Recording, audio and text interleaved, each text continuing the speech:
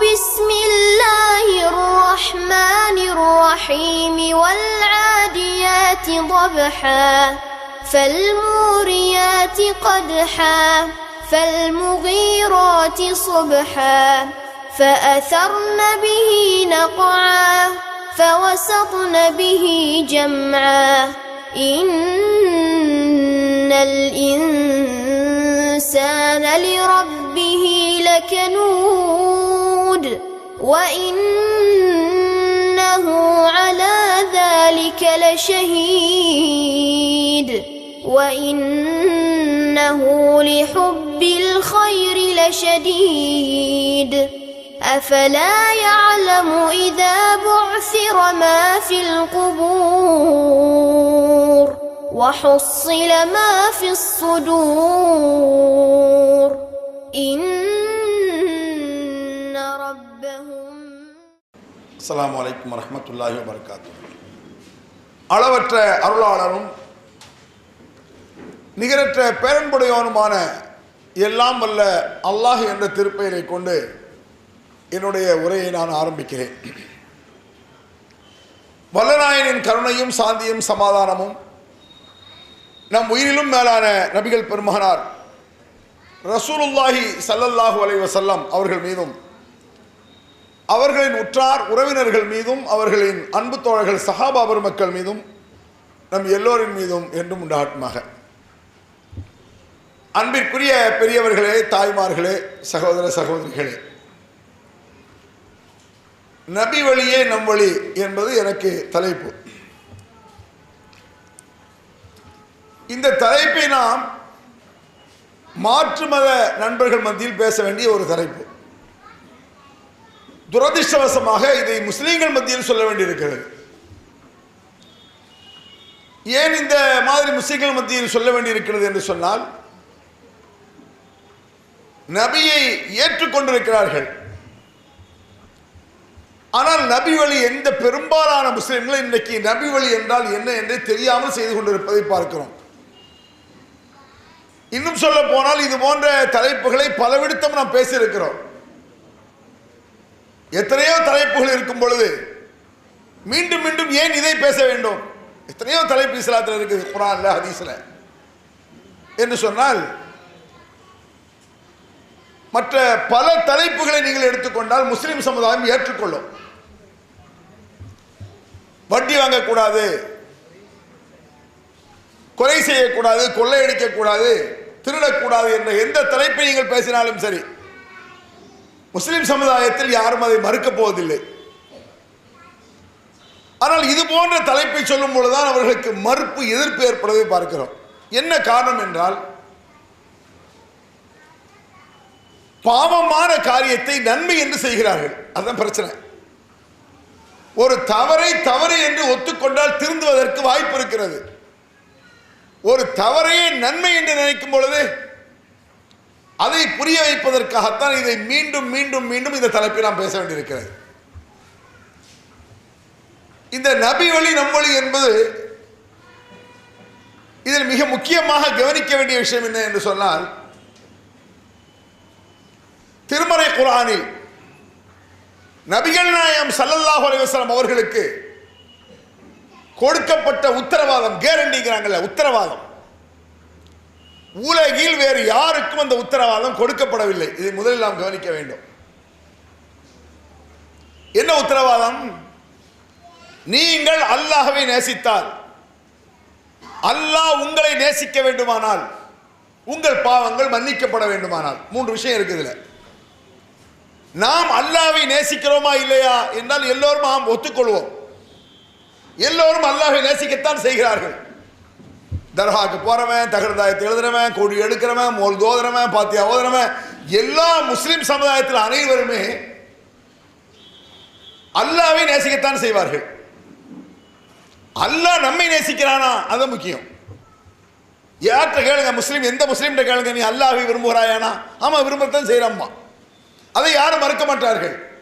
அல்லாஹ் நம்மளை விரும்ப வேண்டும் என்றால், அல்லாஹ் நம்மை நேசிக்க வேண்டும் என்று சொன்னால் அதற்கு ஒரே வழி, என்னை பின்பற்றுங்கள் என்று நபியை சொல்லிவிடு அப்படிங்கிறான் அல்லாஹ். இந்த கேரண்டி உலகத்தில் யாருக்குமே கிடையாது. இந்த உத்தரவாதம் உலகத்தில் வேறு யாருக்குமே கிடையாது. எவ்வளவு பெரிய இமாமாக இருக்கட்டும், எவ்வளவு பெரிய ஷேகாக இருக்கட்டும், எவ்வளவு பெரிய அவுலியாவாக இருக்கட்டும், இந்த உத்தரவாதம் இருக்கா? ஷாஃபி இமாமை எடுத்துக்கொள்வோம், அல்லது ஹனஃபி இமாம், அல்லது ஹம்பலி இமாம், அல்லது மாலிக் இமாம். இவர்களை பின்பற்றினால் அல்லாஹ் உங்களை நேசிப்பான், உங்கள் பாவங்களை மன்னிப்பான் என்று குர்ஆனில் எந்த ஓரத்திலாவது, எந்த ஹதீஸிலாவது இப்படிப்பட்ட வாசகம் இருக்கிறதா என்றால் இல்லவே இல்லை என்பதை முதலில் கவனத்தில் கொள்ள வேண்டும்.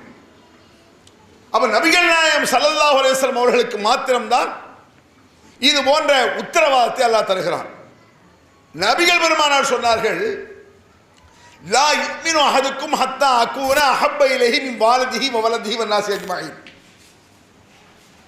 உண்மையான முஃமின் என்பவன் லா யுமினு அஹதுக்கும் ஹத்தா அகூன அஹப்ப இலைஹி, என் மீது பிரியம் உள்ளவனாக இருக்க வேண்டும். யாரை விட? தன்னை பெற்றெடுத்த பெற்றோரை விட, தான் பெற்ற பிள்ளைகளை விட, இந்த உலக மக்கள் அனைவரை விட என் மீது ஒருவன் நேசம் கொண்டால் தான் அவன் முஸ்லீம், அவன் முஃமின் என்று நபிகள் பெருமானார் சொன்னார்கள். இதுல ஒரு முக்கியமான மேட்டர் இருக்குது. நம்ம சாதாரண இதை கேட்டு போயிடுறோம். இது சாதாரண விஷயம் கிடையாது. உலகத்தில் ஒரு மனிதனுக்கு தன்ன பிரியமான கடமையான ஒருவர் இருக்கிறார் என்று சொன்னால் ஒன்று பெற்றோர்களாக இருக்க வேண்டும், அல்லது பிள்ளைகளாக இருக்க வேண்டும். முதலில் ஒரு மனிதனுக்கு பெற்றோர் தான் முக்கியம் இஸ்லாமிய பார்வையில். அதுக்கு அடுத்தபடியாக தன் பிள்ளைகளை தான் நேசிப்பான். இதுக்கு மேல, இதுக்கு பிறகுதான் மற்ற யார், முஹிதீன் அப்துல் காதிர் ஜீலானியா இருந்தாலும் சரி. முஹிதீன் அப்துல் காதிர் ஜீலானி நான் நேசிக்கிறேன், என்ன என் மீது குற்றமா? அவரை நான் வெறுக்கவும் இல்லை, நேசிக்கவும் இல்லை, அப்படி வச்சுக்கோமே. சில பேர் சொல்லுவாங்க, இவர்கள் முஹிதீன் அப்துல் காதிர் ஜீலானியை மதிப்பதில்லை. மதிக்க வேண்டிய அவசியம்? மதிக்கவும் இல்லை, அவமதிக்கவும் இல்லை. அவர் யாரிடம் எனக்கு தெரியாது என்று வைத்துக் கொள்ளுங்கள், என் மீது குற்றமா? முஹிதீனை யாரும் இப்ப அல்லாஹ் கேட்பானா, முஹிதீன் யாருன்னு தெரியுமா? No question. ஷாரூன் பாஷா யாருன்னு தெரியுமா? ஒரு கொஸ்டின் வருமா? இமாம் ஷாஃபி தெரியுமா? அல்லாஹ் கேட்பானா? இமாம் ஹனஃபி கேட்கவே மாட்டான்.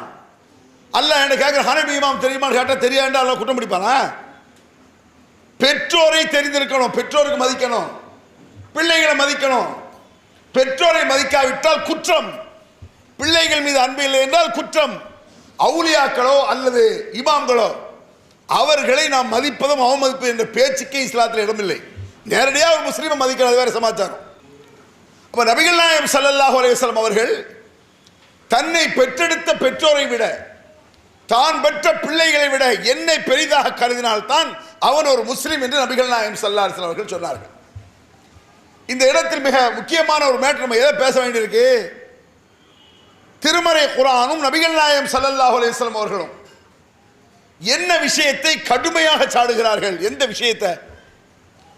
இந்த மேட்டர்களை சொல்றதுக்கு முன்னால் நம்மளுக்காக ஒரு முக்கிய செய்தியை நான் சொல்லிக்கிறேன், இங்க வந்திருக்கக்கூடிய சகோதரர்களுக்காக. இந்த குர்ஆன் ஹதீஸை நாம் பேசுகிறோமே, குர்ஆனை பேசுகிறோம், ஹதீஸ்களை பேசுகிறோம், இதெல்லாம் யாருக்கோ என்று நம்முடைய சிந்தனை இருக்கக்கூடாது.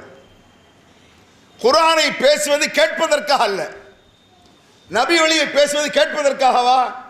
கேட்பதற்காக குர்ஆனும் கிடையாது, ஹதீஸும் கிடையாது. கேட்டு நடப்பதற்காக என்பதை கவனத்தில் கொள்ள வேண்டும். நிறைய பேர் நினைச்சிட்டு இருக்கிறோம், நிறைய குர்ஆன் வசனம் நான் தெரிஞ்சு வச்சிருக்கேன், நிறைய ஹதீஸ் எனக்கு தெரியும் என்பதற்காக குர்ஆனும் ஹதீஸும் இல்லவே இல்லை.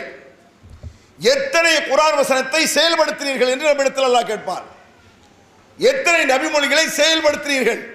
இந்த மேட்டர் ஒரு முக்கியமான ஒரு பஞ்சிங்கான விஷயம், மனசில் வைக்க வேண்டிய விஷயம். இதை சொல்லிட்டு நான் மற்ற விஷயத்தை சொன்னா தான் அது கொஞ்சம் பொருத்தமா இருக்கும். அல்லாஹ் குர்ஆன்ல பல இடங்கள்ல உதாரணத்தின் மூலமாக சில விஷயங்களை விளக்குவான், ஈஸியாக புரிய வேண்டும் என்பதற்காக. ரெண்டு உதாரணம் குர்ஆன்ல இருக்கு இந்த மேட்டருக்கு. வலா தக்கூனு கல்லதீன காலு சமிஅனா வஹும் லா யஸ்மஊன், இப்படி ஒரு வசனம்.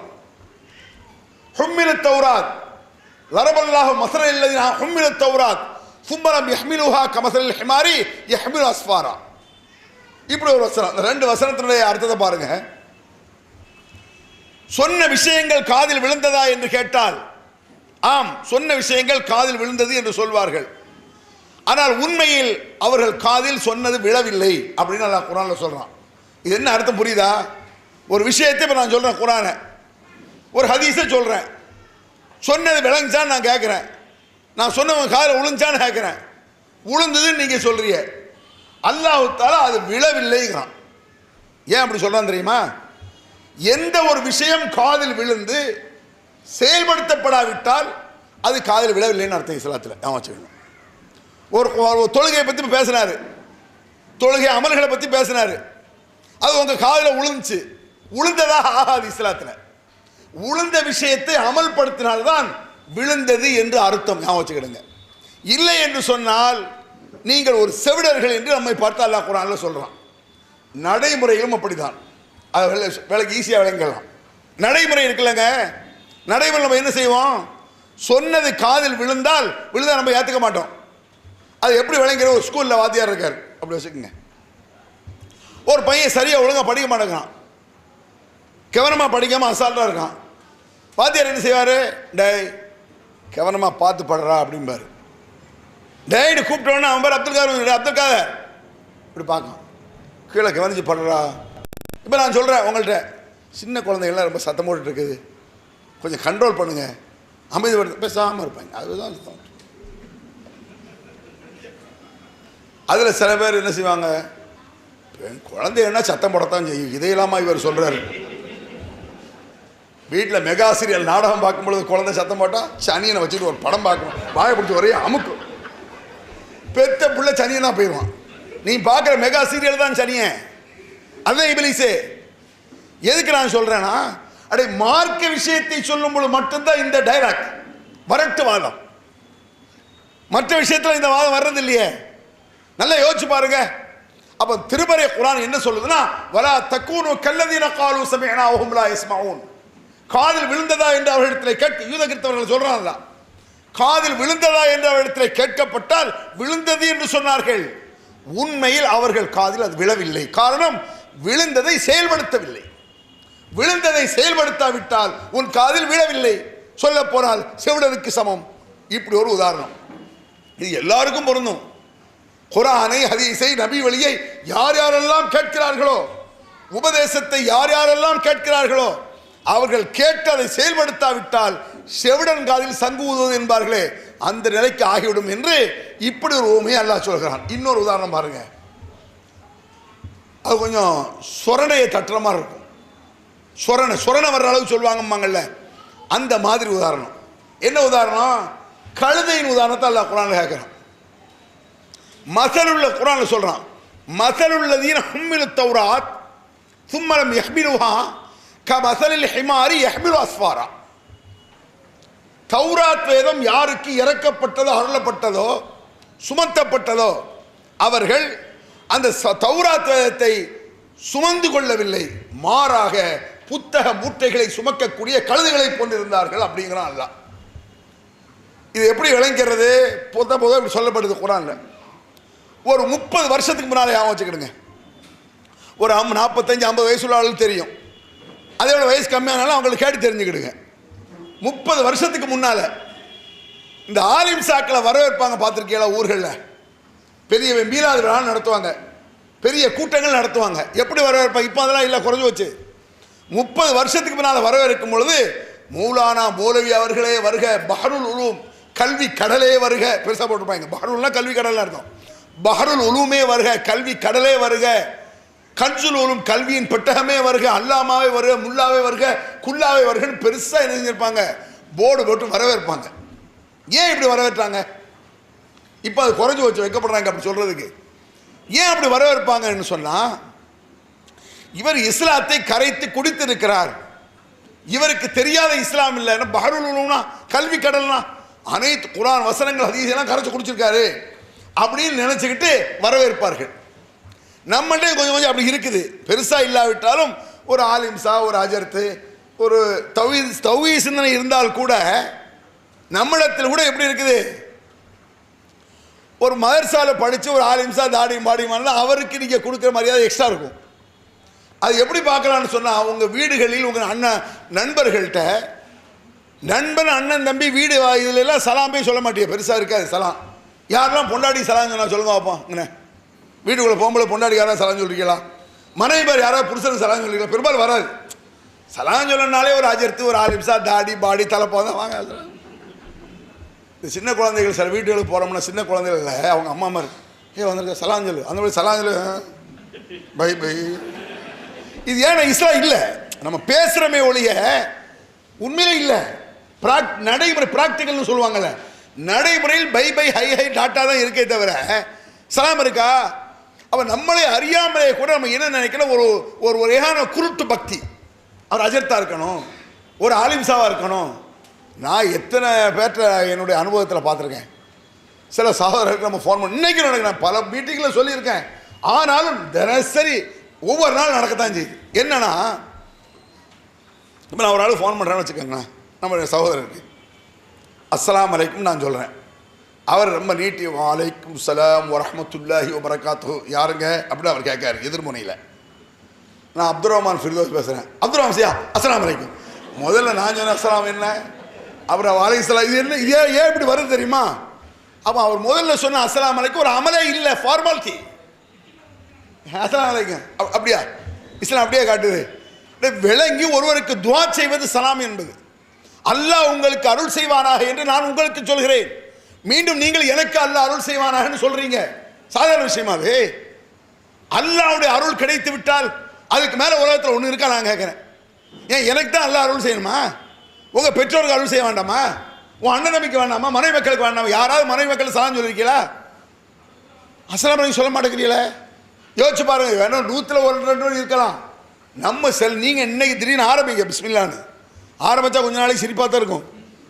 இன்னைக்கு திடீர்னு போய் அஸ்ஸலாமு அலைக்கும் வரஹ்மத்துல்லாஹி பிறகு வீட்டுக்குள்ள நுழைஞ்சா என்னடா மொத்த சலாம்லாம் சொல்லிட்டு வர பதிலே வராது.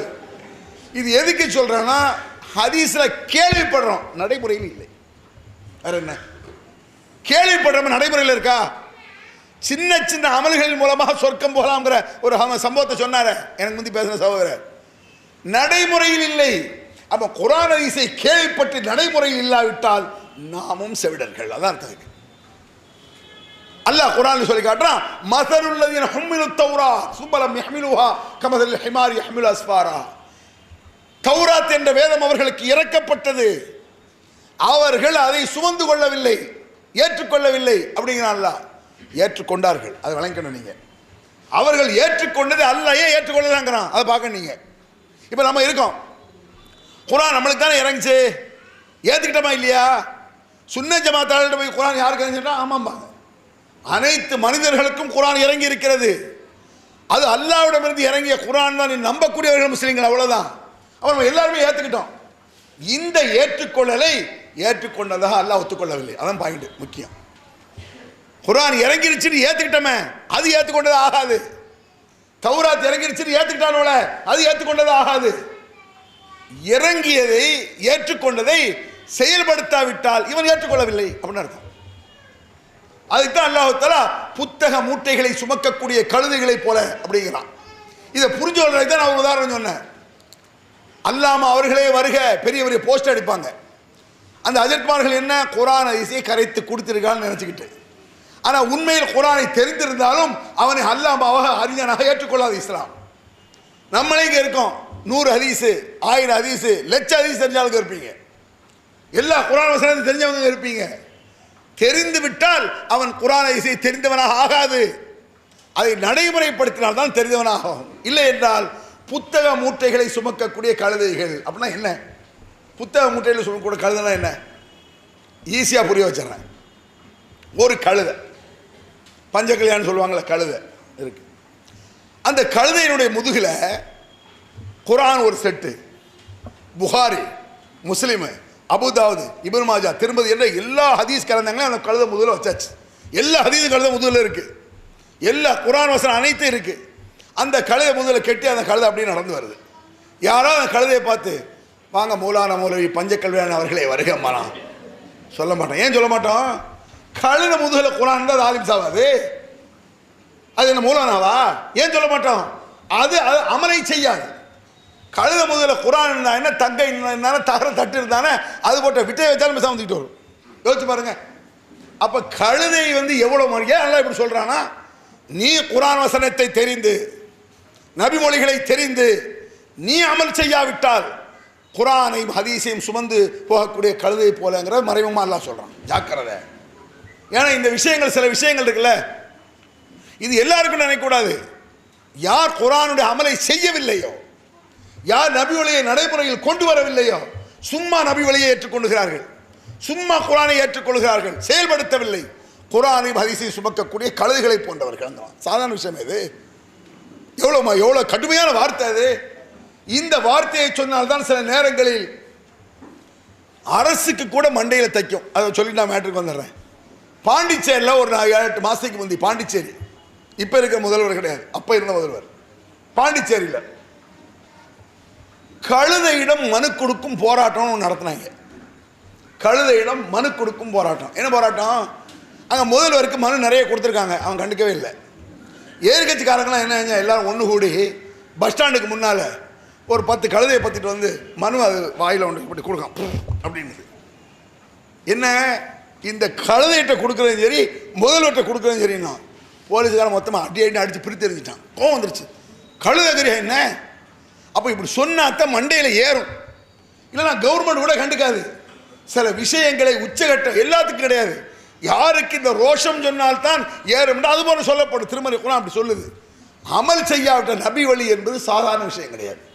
குறைந்தது பாஸ் மார்க்காக எடுக்கணும்ல, சாதாரண விஷயமா அது. ஆக நபி வழி நம்பளி என்பது மற்றவர்களுக்கு மட்டுமல்ல, நமக்கும் தான். நபி வழிப்படி நடக்கிறோமா, கேட்டதை செயல்படுத்துகிறோமா, இதை மக்கள் மத்தியில் நாம் பிறருக்கு சொல்கிறோமா, பல விஷயங்களை இதை கவனத்தில் கொள்ள வேண்டும்.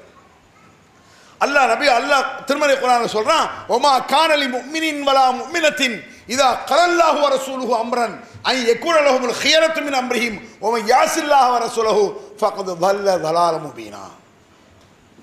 முஃமினாக இருக்கக்கூடிய எந்த ஆணாக இருந்தாலும் சரி, பெண்ணாக இருந்தாலும் சரி, அல்லாஹ்வும் அவன் தூதரும் இதுதான் இதற்கு தீர்வு என்று சொன்ன பிறகு, இதுதான் இதற்கு தீர்வு என்று சொன்ன பிறகு இவர்கள் சுயமாக வேறு தீர்வை தேடினார்கள் என்றால் இவர்கள் வழிகட்டு விட்டார்கள் அப்படிங்கிறான் அல்லாஹ். வழிகட்டு விட்டார்கள் என்கிறது சாதாரண விஷயமா? அது முஸ்லிம்களுடைய விபரீதம் தெரியவில்லை. அதனால தான் இமாம்கள் சொல்லிட்டு அழைக்கிறாங்க. இமாம்கள், அவுலியாக்கள், இந்த மாதிரி மதுஹபுகள் என்று ஏன் அப்படி சொல்றான்? இது ஒரு வழிகேடு. இமாம் ஷாஃபி இமாமை பின்பற்றுவது வழிகேடு, தெரியல.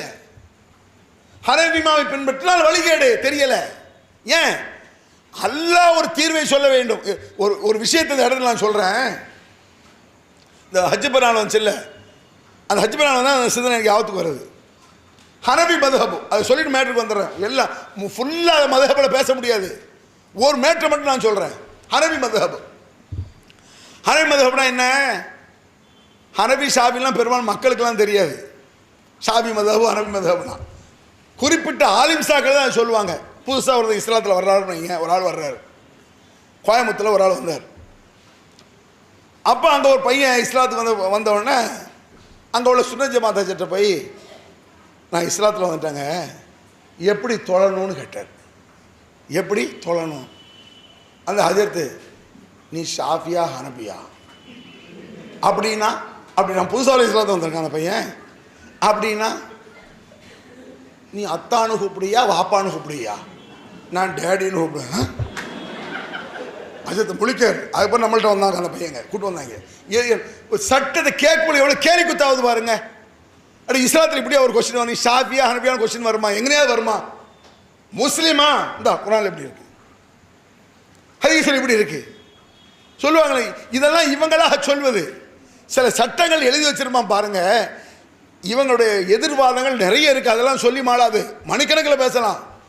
சில வாதங்கள் வச்சாங்கன்னு வைங்களேன், குர்ஆனின் அடிப்படையில் வாத வைக்கலாம், ஹதீஸ் அடிப்படையில் வாத வைக்கலாம், என்னத்தையாவது சொல்றது. ஒரு பெரிய ஆலிம்சா சொன்னார், நடந்த ஒன்று சொல்கிறேன் பாருங்க. இந்த தௌஹீத் ஜமாத் இதெல்லாம் 25 வருஷத்துக்கு முந்தி உள்ளது. இந்த தௌஹீத் ஜமாத்கார பயிலும் இருக்காங்களே, அப்போ நம்ம நஜாத்கார பயிலுவோம்பாங்க. இந்த ஏன் விரல அசைக்கிறாங்க தெரியுமா? புதுசாக இஸ்லாத்துக்கு வந்தானம்மா. இஸ்லாத்தில் வந்து தொழுதுகிட்டு இருந்திருக்கான். வலது பக்கம் ஷாஃபி, இடது பக்கம் ஹனஃபி. ஷாஃபிகள் என்ன செய்வாங்க? விரல நீட்டிகிட்டே இருப்பாங்க, பார்த்துருக்கீங்களா? பாப்பான்னு கூப்பிட்ற குரூப்பு. ஷாஃபிகள் விரல நீட்டிகிட்டே இருப்பான். ஹனஃபிகள் அத்தான்னு கூப்பிட்ற குரூப்பு இப்படி போட்டுருவான். மூசா இஸ்லாத்தை வந்து பார்த்துருக்கான். வலது பக்கம் ஷாஃபி, இடது பக்கம் ஹனஃபி. வலது பக்கம் ஷாஃபியை பார்த்து நீட்டிருக்கான், இடது பக்கம் ஹனஃபி பார்த்து இப்படியே வந்து இப்படி தான் இவன் செஞ்சான். விளக்கம் கூமுட்ட பயிலுவாங்கிற. நீ செய்வதற்கு நபி வழியில் ஆதாரம் இருக்கான்னு கேட்கலாம். இப்படியே அவன் செஞ்சிருப்பான். அப்படி செஞ்சா என்ன அர்த்தம்? அவன் சொல்வதே அவனுக்கு எதிரானது. அப்போ இந்த சாபி அனுப்பி இருக்கனால வச்சுக்காரு. இந்த சாபி அனுப்பி இல்லாட்டி இல்லை. அது மட்டுமல்ல, இந்த குழப்பம் அந்த புதுசாக இஸ்லாத்தை வந்தவனுக்கு தக்பீர் எட்டுமொழிதான் வந்திருக்குமே. ஏன் ஷாஃபியில் தக்பீர் இப்படி கட்டுவாங்க வயிற்றுக்கு மேலே, ஹனஃபியில் தக்பீர் தொப்புளுக்கல பார்த்துருக்கலாம். ஷாஃபியை பார்த்து இப்படி இப்படி செஞ்சான்னு நான் கேட்டேன். அதிக பிரசங்கி பேசுகிறேன். நீ சொன்ன முட்டாள்தானையா, இது எப்படி அதிக பிரசங்கி? எதுக்கு சொல்கிறேன்? நபி வழியை விட்டு கண்டனம் செய்தால் அது ஒரு கிண்டலுக்குரியதுங்க, காமெடி. நீங்கள் நினைக்கலாம் காமெடி பண்ணுறாங்க. காமெடியை காமெடி தான் பண்ண முடியும், சீரியஸாக தான் சீரியஸாக எடுக்க முடியும். கிண்டலுக்குரியது இது. இந்த ஹஜ் பெருநாள் வந்து ஒரு விஷயத்தை நான் சொல்கிறேன். மதுஹபில் ஒரு சட்டம் இருக்குது, நிறைய இருக்குது. அதில் ஒரு சட்டம் கிண்டலுக்குரியது மட்டுமல்ல, எப்படி இப்படியெல்லாம் சொல்கிறாங்கன்னு ஆச்சரியமாக இருக்கும். ஒரு கிறுக்க கூட சொல்ல மாட்டான்.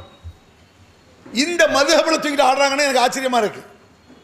நபி வழி கூட நடக்காமல் இருந்துடலாம், கண்ட வழி நடந்துடக்கூடாது. ஞாபகம் வச்சுக்கிடுங்க. ஒரு நபி வழியில் ஒன்று நீங்கள் விட்டுட்டியே, ஒரு நபி வழி செய்யாமல் போயிட்டியே, அது பெரிய குற்றம் கிடையாது. வேற எவனையே பின்பற்றினா பயங்கர குற்றம். அது நபிய வழியே ஒன்று விட்டால் கூட குற்றம் கிடையாது. எவனோ ஒருவன் சொல்லை கேட்டு விடக்கூடாது. ஞாபகம் வச்சுக்கிடுங்க. அது ஏன்னு சொன்னால், அந்த மேட்டர் இப்போ சொன்னால இதையும் சொல்லிக்கிறேன். அதாவது உலகத்தில் எத்தனையோ வகையான குற்றங்கள் இருக்கின்றன. நாட்டு சட்டத்தை வச்சுக்குவோம், பல வகையான குற்றம். அதில் ஒரு குற்றம் இந்த கள்ள ட்ரெயினில் போகிறதுன்னு சொல்லுவாங்க, பார்த்துருக்கீங்களா? கள்ள ட்ரெயின்லனா, ட்ரெயின்லாம் கள்ள ட்ரெயின் கிடையாது. கள்ளத்தனமாக டிக்கெட் எடுக்காமல் போகிறான்ல, அதுக்கு பிறகு கள்ள ட்ரெயினில் போகிறதும்பாங்க. அந்த டிக்கெட் எடுக்காமல் அந்த கள்ளத்தனமாக ட்ரெயினில் போனால் அதுக்கு என்ன தண்டனை? பெரிய தண்டனைலாம் கிடையாது. ஒரு 500 ரூபா ஃபைன் மிஞ்சி போனான், இல்லாட்ட ஒரு நாள் பிடிச்சி உள்ளே ஓடுவான். இதுதான் அதுக்கு தண்டனை. ஆபத்தான தண்டனை. கள்ள ட்ரெயினில் போனான், கள்ள நோட் அடித்தா, கள்ள ட்ரெயின் வேறு, ஒருத்தன் கள்ள நோட் அடிக்கிறான், சாதாரண குற்றமா அது? உலகத்தில் எந்த நாட்டில் இந்த மாதிரி கள்ளத்தனமாக பணம் அடித்தால் அந்த நாடு பயங்கரமான தண்டனை கொடுக்கும். தேச துரோகம் அது. ஏன் தேச துரோகம்? 2 வகையில். ஒன்று, பொருளாதாரம் சீர்கட்டு நாசமாகிவிடும். இன்னொன்று, எவனோ ஒருவன் கவர்னராக பார்க்குறான்னு அர்த்தம். ரிசர்வ் பேங்குடைய கவர்னர் தானே சைன் பண்ணதுக்கு. எவனோ ஒருவன் கவர்னராக பார்க்க அதிகாரத்தை கையில் எடுக்கிறான். கள்ள கவர்னர் வேலை பார்த்துருக்கான் எவனோ. அதனால தான் கவர்மெண்ட் கடுமையாக கோபம் வருது. ஒரு நாட்டின் பொருளாதாரம் நாசமாகிவிடும். அதுபோல ஒரு நன்மையை செய்யாமல் இருந்தால் கூட குற்றம் கிடையாது. நபியின் பெயரால் ஒருவன் ஒன்றை சொல்லிவிட்டால், எவனோ ஒருவன் கள்ள நபி அதை பின்பற்றணுங்கிறாங்கல்ல, அவங்க எவ்வளோ முட்டாள்தனன்னு சொல்லிட்டு நபி வழி எவ்வளோ அவசியம் நண்டாவை சொல்லுவோம். அந்த ஆள் ஆலிம் சாஹிப் போயிட்டு வந்துட்டாரா, இவர் ஹஜ்ஜு பெருநாள் தொலை வைக்கலாமா? அதான் கொஸ்டின். நோம்பெருநாள் இல்லை, ஹஜ்ஜு பெருநாள். ஹஜ்ஜு பெருநாள் தொழுகை நடத்தலாமா? நடத்தலாமே. அவங்களே கேள்வி, அவங்களே பதில், கேள்வியும் பதிலும் அவங்களே ஆன்சர் கொடுக்குறான். ஹஜ்ஜு பெருநாள் தொலை வைக்கலாமா? வைக்கலாமே. எப்படி சொல்றீங்க? என்னத்தை இருந்தாலும் அவர் மனுஷன் தானே. பதில், என்னத்தை இருந்தாலும் அவர் மனுஷன் தான், அதனால தொலை வைக்கலாம். ஓகே. ஹஜ்ஜு பெருநாள் தொலை வைக்கிறார் யாரு? ஆட்டுக்கு பிறந்த அந்த அஜர்த்து. தொலை வச்சு முடிச்ச உடனே அவரை குர்பானி கொடுக்கலாமா? கொடுக்கலாம். எப்படி? என்னத்தை இருந்தாலும் ஆட்டுக்கு பிறந்தவர் தானே. விளக்கம். இதை பார்த்துட்டு எப்படிதான் மதேபரமா சரின்னு. இதை முதல்ல நம்மளுக்கு சங்கரமந்தல ஓதும் பொழுது எவ்வளோ கூமுட்டத்தனமாக எழுதியிருக்கான், எவ்வளோ இதை எப்படி சரிங்கிறாங்க, அது எனக்கு ஆச்சரியமா இருக்கு. இது மாதிரி நிறைய இருக்கு. அந்த கதையை சொன்னால் தனியாக ஒதுக்கணும். கொஞ்ச நெஞ்ச கதை கிடையாது. இந்த திருட்டு கதை ஒன்று இருக்கு, அதையும் சொல்லிக்கிறேன். 2 பேர் திருட போகிறாங்க, களவாண்ட போகிறாங்க. திருட போய்கிட்டு, அதுவும் ஹனஃபி மதஹப் சட்டத்தில் இருக்கு. திருட போயிட்டு ஒருத்தர் என்ன செய்யறான், ஒரு ஓட்டை போடுறான். ஓட்டைன்னா இந்த காலம் ஓட்டை இல்லை, ஜன்னலை பிடிங்கி வெளியே எடுக்கான்னு வச்சுக்கிட்டுங்களேன். ஜன்னல் பிடிங்கி எடுத்துட்டா ஓட்டை ஆயிரும் இல்லை. ஒருத்தன் உள்ளே போகிறான், ஒருத்தன் வெளியே நிற்கிறான். உள்ளே போய் அந்த வீட்டில் உள்ள ஜாமான பிரித்து டிவி பணம் பீரை எல்லாத்தையும் அந்த ஓட்ட வழியாக வெளியே தூக்கி போடுறான். வெளியே நின்றவன் அவளையும் தூக்கிட்டு போகிறான். இந்த 2 பேர்களில் யார் திருடர்கள்? ஒரு கொஸ்டின். 2 பேருமே இல்லை. பதில் ஏன்? வெளியே நின்று எடுத்துகிட்டு போனான்ல, அவன் உள்ளே போல இல்லை. அப்போ உள்ளவன் அவன் வெளியே வரும்போது சும்மா தானே வந்தான். இப்படி எழுதி வச்சிருக்காங்க. நான் உங்களுக்கு ரசனைக்காக இப்படி நிறுத்தி சொல்கிறேன், சீரியஸாக எழுதி வச்சிருக்கான். இந்த மாதிரி கண்ட குப்பையை பின்பற்றணுமாங்கிற. இந்த மாதிரி நபி வழியை காட்டினாலும் அதற்கு ஆதாரம் காட்டணும். ஒரு மதுஹபில் வருது நபி வழியில் இப்படி இருக்குன்னு, ஆதாரம் இதில் இருக்குன்னு காட்டணும், சும்மா சொல்ல முடியாது. பச்சையாக நபி வழி இல்லாத கூமுட்டத்தனமானது, முட்டாள் அயோக்கியத்தனமானது. ஒரு அஜர் தூட்டில் இப்போ கலவாண்ட அஜர் ஒத்துக்குவார், அரைமது எப்படி ஓகே கலவாண்ட ஒத்துக்குவியா? ஒத்துக்க மாட்டான். மதபதி குப்பையில் தூக்கி போட்டுருவான். என்ன விலகணும்னு சொன்னால், நபி வழியை பின்பற்றுவது என்பது சாதாரண விஷயம் கிடையாது. இதில் இன்னொரு முக்கியமான ஒரு விஷயத்தை நான் சொல்கிறேன். நபியை பின்பற்ற வேணும்னு குரானில் இருக்குல்ல, அல்லாஹ் குரானில் சொல்கிறான்ல. இந்த மேட்டருக்கு ஆரம்ப காலத்தில் பல வகையான பிரச்சனைகள், சண்டை சச்சரவுகள் நடந்துச்சு. அதெல்லாம் நம்ம எல்லாருக்கும் தெரியும். அப்போ நபிகள் பெருமானார் ஸல்லல்லாஹு அலைஹி வஸல்லம் என்ன செய்கிறாங்க? மக்காவில் இருக்கக்கூடிய காவிர்களை அழைத்து, மாற்று மதத்தவர்களை அழைத்து, நம்மளாம் ஒரு ஒப்பந்தம் பண்ணிக்குவோம். உங்கள் வழிப்படி நீங்கள் நடந்துக்குங்க, எங்கள் வழிப்படி நாங்கள் நடந்துக்கிறோம். நம்மளுக்குள்ள தேவையில்லாத சண்டை சச்சரவுலாம் வேண்டாம். எதுக்கு இந்த வம்புன்னு சொல்லி ஒரு ஒப்பந்தம் செய்து கொள்ளலாமா அப்படின்னு ரசூலுல்லாஹ் கேட்குறாங்க. அவங்களும் ஓகேன்ட்டாங்க. 2 மக்களும் உட்காந்துருக்காங்க, முஸ்லீம் பெருமக்களும் மாற்று மத நண்பர்களும் மொத்தமாக உட்காந்துருக்காங்க, அபூஜஹல் உள்பட. அபூஜஹலுக்கான அவங்களே மக்கத்தில் உள்ளவங்க உட்காந்து எழுதும் பொழுதுங்க, பிஸ்மில்லாஹிர் ரஹ்மானிர் ரஹீம்னு யார் எழுதுறா? அலி எழுதுறாங்க. ரசூல்லா சொல்ல அலி எழுதுறாங்க. ரசூல்லாக்கு எழுதவும் தெரியாது, எழுதியதை பார்த்து படிக்கவும் தெரியாது. ஆனால் எவ்வளோ எழுத தெரிந்தாலும் படிக்க தெரிந்தாலும் அவர்கள் சொல்லைத்தான் இஸ்லாம் என்று ஏற்றுக்கொள்ள வேண்டும். எவ்வளோ பெரிய படிப்புக்கு, படிப்பிலிருந்து கண்டுபிடிக்கப்பட்டது இல்லையா மார்க்கம். ஒரு பெரிய கடிகாரராக இருக்கார், ரொம்ப படிப்பாளி, பெரிய லாயர், பாரட்லா படிச்சிருக்காரு. பாரட்லா லண்டனில் போய் பாரட்லா வந்தாருன்னு சொன்னால் ஜட்ஜி எங்கே நிற்பான். பாரட்லா வரணும் ஜட்ஜிக்கே பயமாக இருக்கும், அப்பேற்பட்ட படிப்பு. அதனால் லுஹர் தொழுகிறது எப்படின்னு அவர்கிட்ட போய் கேட்க முடியுமா? ரசூலுல்லாஹ் என்ன சொன்னாங்கன்னா பார்க்கணும். ஏன்னா மார்க்க விஷயத்தை தெரிந்து கொள்வதற்கு அல்லாஹுடைய வஹி, அறிவிப்பு, இது படித்து ஆய்ந்து வர வேண்டிய விஷயம் இல்லை, அல்லாஹுடைய கட்டளைகள் அது. அப்போ நபிகள் நாயகம் ஸல்லல்லாஹு அலைஹி வஸல்லம் என்ன செய்கிறாங்க? பிஸ்மில்லாஹிர் ரஹ்மானிர் ரஹீம் எழுதுங்கிறாங்க அலிட்ட. அப்போ அலி என்ன செய்கிறாங்க? பிஸ்மில்லாஹிர் ரஹ்மானிர் ரஹீம் எழுதுறாங்க. ஒப்பந்தத்தை, பொது ஒப்பந்தம். மன்னஸல மினஸ் ஸமாயிமான், வானங்களில் இருந்து பூமிக்கு மழையை இறக்குபவன் யார் என்று நபி அவரிடத்தில் கேட்டுப்பார். உறுதியாக அல்லாஹ் தான் என்று சொல்வார்கள். நம்மள மாதிரி யோசிக்க கூட மாட்டாங்க, உறுதியாக அல்லாஹ் அப்படிம்பாங்க. மழையை தர்றது யாரு? அல்லான்னு மக்கத்துக்கு ஆபிர் சொன்னான். நம்மளால என்ன செய்யலாம்? மழையை நாகூர் ஆண்டவர் தர்றாங்க, அது தெரியுமா உங்களுக்கு? அருள் மழை பொழிய வேண்டுமையா, அருள் மழை பொழிய வேண்டுமையா, எங்கள் அல்லல் நீங்கிட வேண்டுமையா, உங்கள் கருணை எமக்கு வேண்டுமையா பாட்டு கேட்டுக்கிட்டுங்களா? டியூனில் சொன்னாதான் விளங்கும். அருள் மழை பொழிய வேண்டுமையா, எங்கள் அல்லல் நீங்கிட வேண்டுமையா, உங்கள் கருணை எமக்கு வேண்டுமையா, நாங்கள் பட்டது உயரெல்லாம் போதுமையா. யாரு? நீர் எங்கே எங்கே எங்கே நாகூர் மீரான், நாகூர் மீரான் கேட்குறா மழைய. அதை இஸ்லாமிய பாட்டுல சுத்திட்டாரு. இது அருள் மழை பொழிய வேண்டும் ஐயா, நாகூர் மீரான்னு கேட்குறான். மக்கத்து காபீர் சொல்றான், வலையின் சால்தம் மன்னஸல மினஸ் ஸமாயிமான், வானங்கள் இருந்து பூமிக்கு மழையை தருபவர் யார்? வானத்தை தன் கண்ட்ரோலில் வைத்திருப்பவன். மலக்குத்த சமாவாத்தி வல்லர், வானங்களையும் பூமியும் தனது கண்ட்ரோலில், தன்னுடைய ஆளுமைக்குள் வைத்திருப்பவன் யார் என்று கேட்டால் நிச்சயமாக அல்லாஹ் தான். அதில் என்ன சந்தேகம் என்பது போல கேட்பார்கள். என்ன கொஸ்டின்ங்கிற மாதிரி. அல்லாஹ் என்றெல்லாம் அல்லாஹை நம்பியவர்கள், அல்லாஹை அவர்கள் மறுக்கவில்லை. பாருங்க, இதுல தெரிய எதை மறுக்கிறான்? பிஸ்மில்லா, அதனால அல்லாஹ் ஓகே. என்ன ரஹ்மான் ரஹீம், ஏன் ரஹ்மான் ரஹீம் மறுத்தான்?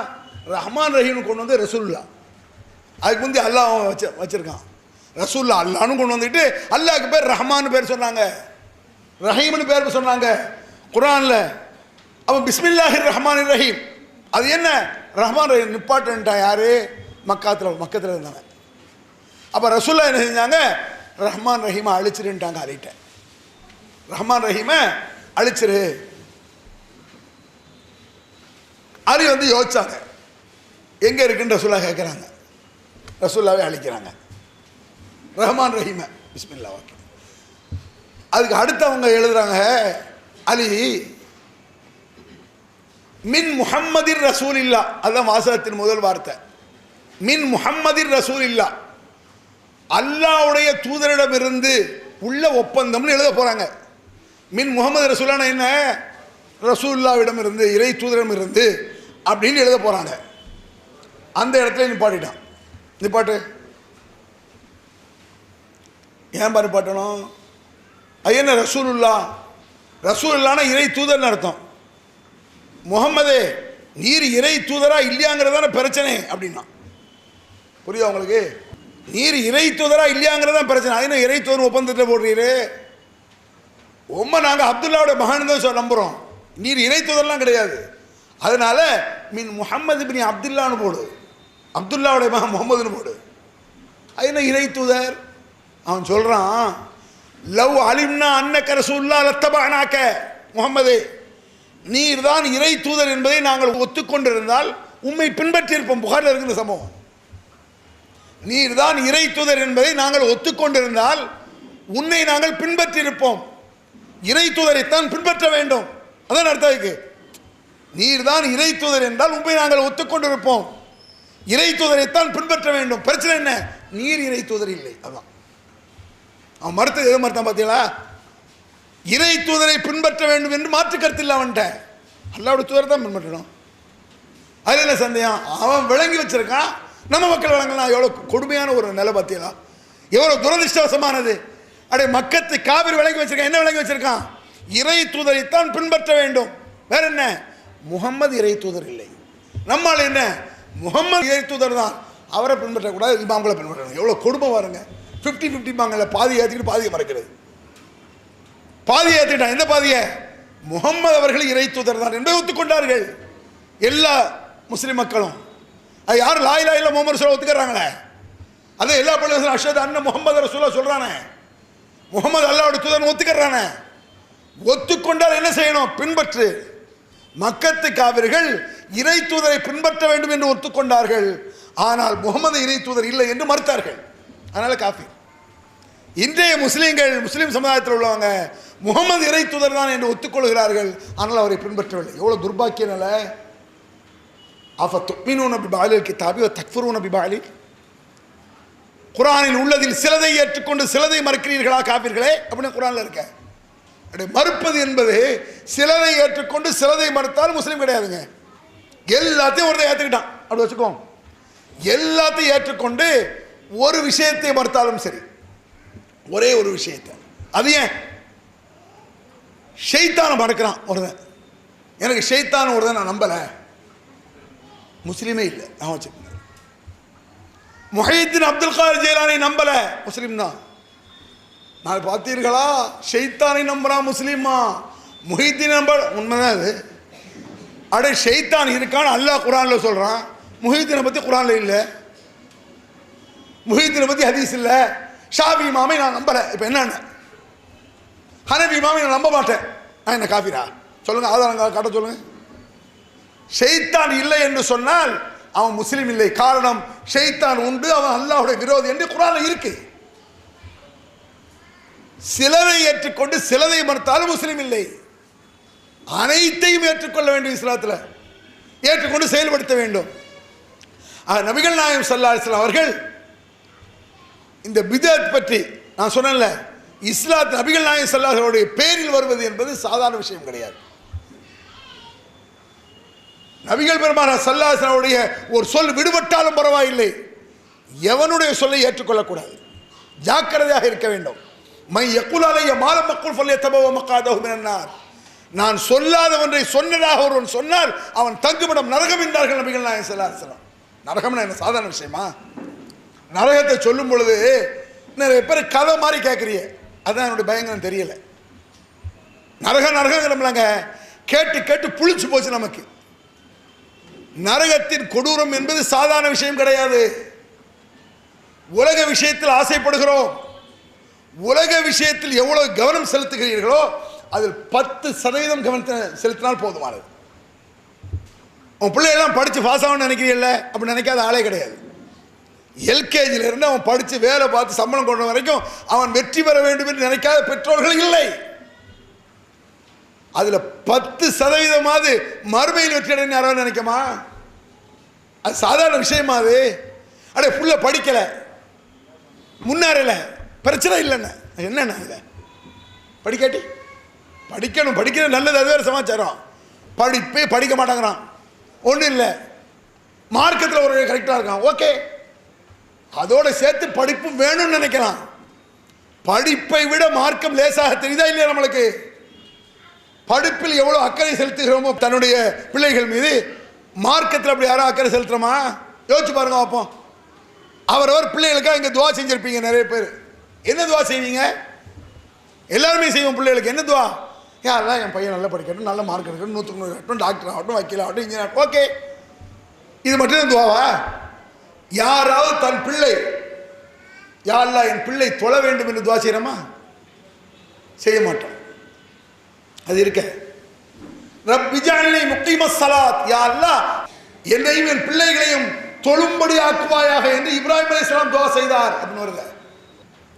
ரப்பி ஜஅல்னி முகீமஸ் ஸலாத் வ மின் ذُرِّيَّتِي, யா அல்லாஹ் என்னையும் என் பிள்ளைகளையும் தொழும்படி ஆக்குவாயாக. இந்த துவா மட்டும் வருதா? யாராவது கேட்டிருக்கமா? அப்படி துவா மட்டும் வராது. ஒரு நபி அப்படி துவா செய்கிறார். இப்ராஹிம் அலைஹிஸ்ஸலாம் கேட்குறாங்க, என்னையும் என் பிள்ளைகளையும் தொழும்படி ஆக்குவாயாக. நல்லா யோசிச்சு பாருங்க. அப்போ மறுமையினுடைய 10% கூட மறுமையுடைய இன்ட்ரெஸ்ட் மட்டும் இல்லை. ஏற்கனவே சகோதரர் சொன்னார, இந்த ஒட்டகம் குர்பானி கொடுத்த நன்மை, அது என்னமோ நீங்கள் கேட்டுட்டு இருந்தீங்க, என்னத்தையே சொல்கிறான்னு நினச்சிட்டே. என்ன அர்த்தம் அதுக்கு? ஜும்மா தினத்தன்று யார் முதலில் வருகிறார்களோ அவர்களுக்கு ஒட்டகம் குர்பானி கொடுத்த நன்மை என்று நபிகள் பெருமானார் சொன்னார்கள். அடுத்து வந்தால் மாடு, ஆடு, கோழி, கோழி முட்டை. உதாரணத்துக்கு சொல்லுவாங்க. அப்போ கோழி முட்டையை குர்பானி கொடுக்கலாம் கேட்கக்கூடாது. ஒரு அவிச்ச முட்டை எடுத்து அக்பருங்காதீங்க. உதாரணத்துக்கு சொல்லாங்கிற சொல்லலாம். குர்பானின்னு சொன்னால் அறுக்கிறதுன்னு அர்த்தமும் கிடையாது. அது முதல்ல விளங்கிக்கணும். குர்பான் கொடுக்குறாங்கல்ல, அறுக்கிறதுன்னு அர்த்தம், அதுக்கு அந்த அர்த்தம் கிடையாது. குர்பானின்னு சொன்னால் இறைவனை நெருங்குவதற்காக செய்யக்கூடிய அமல், அவ்வளோதான். குர்பான் நிறைய பேர் ஆடு அறுக்கிறேன்னு நினைச்சிட்டு, அப்படி கிடையாது. இறைவனை நெருங்குவதற்காக செய்யக்கூடிய அமல் எல்லாமே, தியாகம் எல்லாமே குர்பான் தான். என்னென்ன தியாகங்கள் இருக்கு அல்லாஹ்வுக்காக கொடுக்குறோமோ அத்தனை குர்பான். குர்பான்னா இறைவனின் நெருக்கம் அப்படின்னு அர்த்தம். அப்படி விளங்கிடுங்க.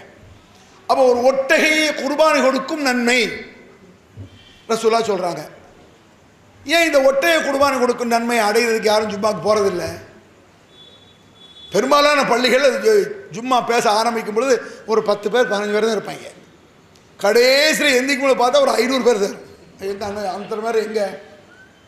இந்த குர்பானி கொடுக்கும் நன்மையை மனப்பூர்வமாக ஒத்துக்கொள்ளலன்னு அர்த்தம். மனப்பூர்வம் ஒத்துக்கிறதுக்கு உதாரணம் சொல்லிட்டா, நம்ம பக்கத்தில் மர்க்கஸ் இருக்குல்ல, இந்த மர்க்கஸில் இன்றைக்கி ஒரு எழுதி போட்டுருவோம், இங்கே அறிவிச்சிருவோம், வர்ற ஜும்மாக்கு யார் முதல்ல வர்றாங்களோ மர்க்கஸுக்கு அவங்களுக்கு ஒரு ஒட்டகம் உண்டு. வாங்கி ஒரு 100 ஒட்டகை கட்டியாச்சுன்னு வச்சுக்கோமே. சும்மா சொன்னால் நம்ப மாட்டாங்க. 100 ஒட்டகை கட்டியிருக்கு, வர்ற ஜும்மாக்கு யார் முதல்ல வர்றாங்களோ அவங்களுக்கு ஒட்டகம் உண்டு அப்படி எழுதி போட்டால் இப்போயே நேரம் போயிடுவோம்ல. என்ன குர்பானி ஒரு ஒட்டகையில் 1 லட்ச ரூபாயில் ஒரு ஒட்டகை போக மாட்டோமா? அப்போ ஏன் இப்போ போகல? மறுமையின் மீது நம்பிக்கை குறைவுன்னு அர்த்தம். அதான் காரணம்.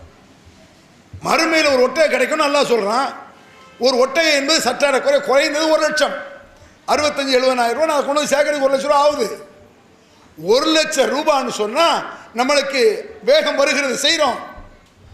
மறுமையில் அந்த அளவுக்கு பின்தங்கி நாம் இருக்கிறோம். மறுமையினுடைய நன்மைகளாக இருந்தாலும் சரி, மறுமையின் கொடூரத்தை பற்றிய பயம் நம்மள்கிட்ட இல்லை. நல்லா யோசிச்சு பாருங்க. அதை நான் சொல்கிறேன், அந்த வசனத்தை சொல்லிட்டு மற்ற மேட்டுக்கு வர்றேன். மறுமையினுடைய, அதாவது சொர்க்கத்தினுடைய உயர்வு, நரகத்தினுடைய கொடூரம், அதுக்கு மட்டும் 2 உதாரணம் நான் உங்களுக்கு சொல்கிறேன். நம்ம சகோதரோட சொன்னார் அந்த விஷயம். மௌதிஉ சௌத்தின் ஃபில் ஜன்னா ஹைரும் மினத் துன்யா வ மா ஃபிஹா. மறுமை சொர்க்கத்தில் ஒரு சாட்டை வைக்கக்கூடிய அளவுக்கு உள்ள இடம் எவ்வளோ வரும்? ஒரு சாட்டையை சுற்றி வைக்கிறாங்களா ஒரு ஸ்கொயர் ஃபீட்டில் வச்சிடலாம், அதுக்கு மேலே வராது. ஒரு சாட்டையை சுருக்கி வச்சா ஒரு ஸ்கொயர் ஃபீட்டில் வச்சிடலாம். அப்போ சொர்க்கத்தில் ஒரு ஸ்கொயர் ஃபீட் அப்படி வச்சுக்கிடுங்க. இந்த உலகத்தை விட சிறந்தது அப்படின்னா உலகம் என்ன ரேட்டு யாராவது சொல்ல முடியுமா? ஒரு 10 சென்ட் 20 சென்ட் மெட்ராஸில் இருந்தாலும் பெரிய கோடீஸ்வரம். 10 சென்ட் போதும்.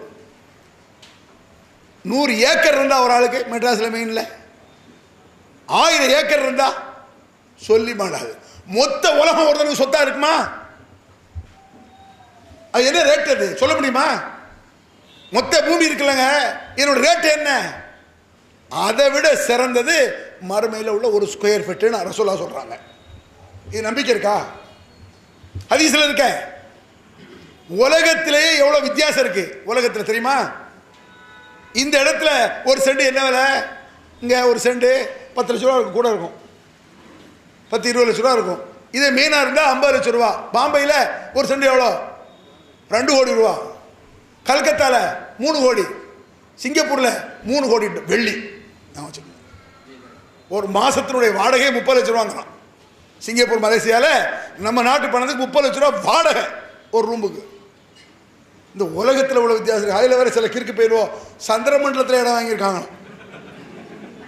சந்திரமண்டலத்தில் கிறுக்க அந்த அமெரிக்காவிலேருந்து வருது செய்தி. அவருக்கு சந்திரமண்டலம் 1.5 ஏக்கர். என்ன எனக்கு 50 ஏக்கர் இருக்கு சந்திரமண்டலம் சொன்னா என்ன? அங்கே அப்போ லூஸ், அதாவது பெருமை. அந்த இடம் இருக்குன்னு சொன்னால் அவ்வளோ ஒரு பெரும் மனுஷனுக்கு வருது. சாத்தியமாது? இந்த அளவுக்கு இடத்தின் மீது கிறுக்கு பிடிச்ச அலைகிறானே. ரசூலுல்லாஹ் சொல்றாங்க, மறுமை ஒரு ஸ்கொயர் ஃபீட் போதும் உனக்கு. ஒரு ஸ்கொயர் ஃபீட்னா ஒரு அமலுக்கா? ஒவ்வொரு அமலுக்கு எத்தனை ஸ்கொயர் ஃபீட்டு யோசிச்சு பாருங்க. இது சொர்க்கத்தை ஈஸியாக புரிந்து கொள்வதற்கு ரசூலுல்லாஹ் சொன்னது. நரகம், நரக விஷயத்தை எடுத்துக்கோமா, அதை நான் சொல்லிடுறேன். நரகத்தின் கடுமையை கொடூரத்தை எப்படி புரிந்து கொள்வது? பல வசனங்கள் குர்ஆன்ல இருக்குங்க. எத்தனையோ வசனங்கள் குர்ஆன்ல இருக்கு நரகத்தை பற்றி. அதுல ஒரு வசனம், யவத்துல் முஜ்ரிம் லவ் யஃப்ததி மின் அஸாபி யௌமைதின் பி பனீஹி வ ஸாஹிபத்திஹி வ அஹீஹி வ ஃபஸீலத்து அல்லதி தூவிஹி ஓம் ஃபில் ஜமீஅன் சுப்ப யுன்ஜிஹி கல்லா இன்னஹா லல்லாஹ் நஸாஅத்துல் லிஷவா ததுஉ மன் அத்பர வ தவல்லா. அந்த வசனத்தை பார்த்தாலே அதை விட பயங்கரமா டேஞ்சரா வேற வார்த்தை கிடையாது. அப்படி இருக்கும், கடுமையான வார்த்தை. மனிதனுடைய எச்சரிக்கைக்கு பயந்து சாவோம்ல. அரசு எச்சரிக்கை பண்ணுது, கண்டவுடன் சுட உத்தரவு. வீட்டை விட்டு வெளியே வருவோமா? கண்டவுடன் சுட உத்தரவுனா வெளியே வருவோமாங்க? வீட்டில் இருந்து ஜன்னல் வெளியே எட்டி பார்ப்பீங்களா? கண்டவுடன் சுட உத்தரவுனா மனுஷன் நம்ம கையில் அதே எஃபெக்ட் நம்ம எதிர்த்து நிற்கலாம். மனிதனுக்கு பயந்து சாவுறோம்.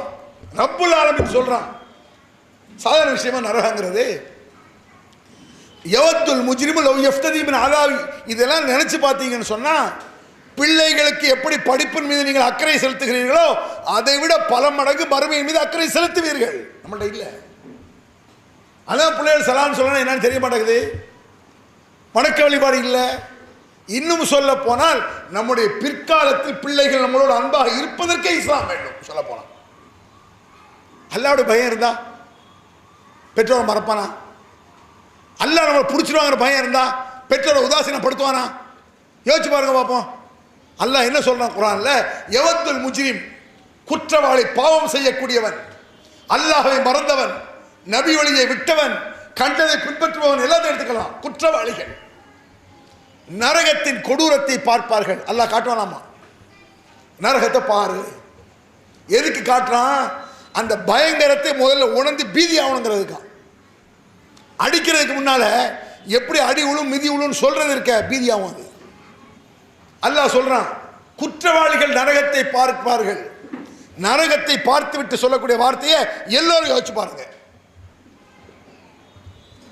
மின் அஸாபி யௌமைதின் பி பனீஹி வ ஸாஹிபத்திஹி வ அஹீஹி. யா அல்லாஹ், இந்த நரகத்தில் என்னை போட்டு விடாதே. வேற என்ன? எனக்கு பதிலாக என் மனைவியை போடு என்று சொல்வான், என் பிள்ளையை போடு என்று சொல்வான், என் புருஷனை போடு அப்படியே இருக்க. யா அல்லாஹ், என்ன விட்டு என் புருஷனை தூக்கி உள்ள ஓடு. யா அல்லாஹ், என்ன விட்டு என் பொண்டாடி தூக்கி இப்படி இருக்கு. பொய்யா உண்மையா? அந்த வசனம் நான் கேட்கிறேன். இந்த வசனம் நான் ஃபார்முலாவுக்கு சொல்லியிருக்கேன்ல, நடக்காதா? அடே அல்லாவை மறந்து அவர் தூதரை மறந்து கடந்து அப்படி ஒரு குற்றவாளியாக நாம் இருந்தால் என்ன சொல்வானா? என்னுடைய பிள்ளைகளை நரகத்தில் போட்டுவிடியா அல்லாஹ், என் மனைவியை போட்டுவிடியா அல்லாஹ். சொல்ல போனால் உமம் ஃபில்லலி ஜமீஅன், மொத்த உலகத்தையும் போடு, எல்லாத்தையும் போடு. மொத்த உலகம்னா அப்ப முஹீத்தீன் அப்துல் காதிர் ஜிலானி அவரையும் போடுவான். எனக்கு உலகத்தை போடுகிறானே. சில இடங்கள் சிரிக்கிறோம், சில நேரங்களில் சிரிக்கிறதா அழுகுறதான்னு சொல்ல முடியாது. துன்பமும் இன்பமும் சேர்ந்து சில நேரங்களில் வரும் பார்த்துருக்கீங்களா? அதுக்கு ஒரு உதாரணம் நான் சொல்கிறேன். துன்பமும் இன்பம், அதாவது மகிழ்ச்சியும் கவலையும் ஒரு சிரிக்கிறதா அழுகுறதாங்கிறது, சிரித்து கொண்டே அழுகின்றாங்க. அது எப்படி அப்படிங்கிறது நடந்த சம்பவம் ஒன்று. டிசம்பர் 6 ஃபஸ்ட்டு முதல்ல நடந்த நேரம் 7ஆம் தேதி நினைக்கிறேன், மறுநாள் எங்கே பார்த்தாலும் பெரிய பிரச்சனை. பல இடங்களில் முஸ்லீம்கள் தான் கைது செய்யப்பட்டார்கள். மேலப்பாளையத்திலையும் எங்களையும் ஏற்றுறேன், மேலப்பாளையத்தில் வேனில், போலீஸ் வேனில், மேலப்பாளையத்தில் எல்லாத்தையும் ஏற்றி அள்ளிட்டு போகிறாங்க போலீஸ்காரங்க. அப்போ எங்களோட ஒரு 65-70 வயசு இருக்கும் அப்போ அவருக்கு. இப்போ அவர் இருந்தார்னா 90-95 இருக்கும் வயசு அவருக்கு. அந்த மாதிரி வயசாலே ஒரு 65-70 வயசு இருக்கும். அவர் எங்களோட வேனில் ஏறுறாரு, போலீஸ் வேனில். சந்தோஷமாக இருந்துச்சு ஒரு வகையில். என்ன இவ்வளோ வயசுலேயும் பள்ளிவாசலுக்காக அல்லாவுக்காக பரவாயில்ல, ஜெயிலில் ஏற்றின பரம் வர்றாரு. வீட்டுக்குள்ளே போய் இருக்க ஆள் வெளியே வர்றாருனா எல்லாத்தையும் அள்ளிட்டு போகும்போது யார் வெளியே வருவா? வர்றாரு.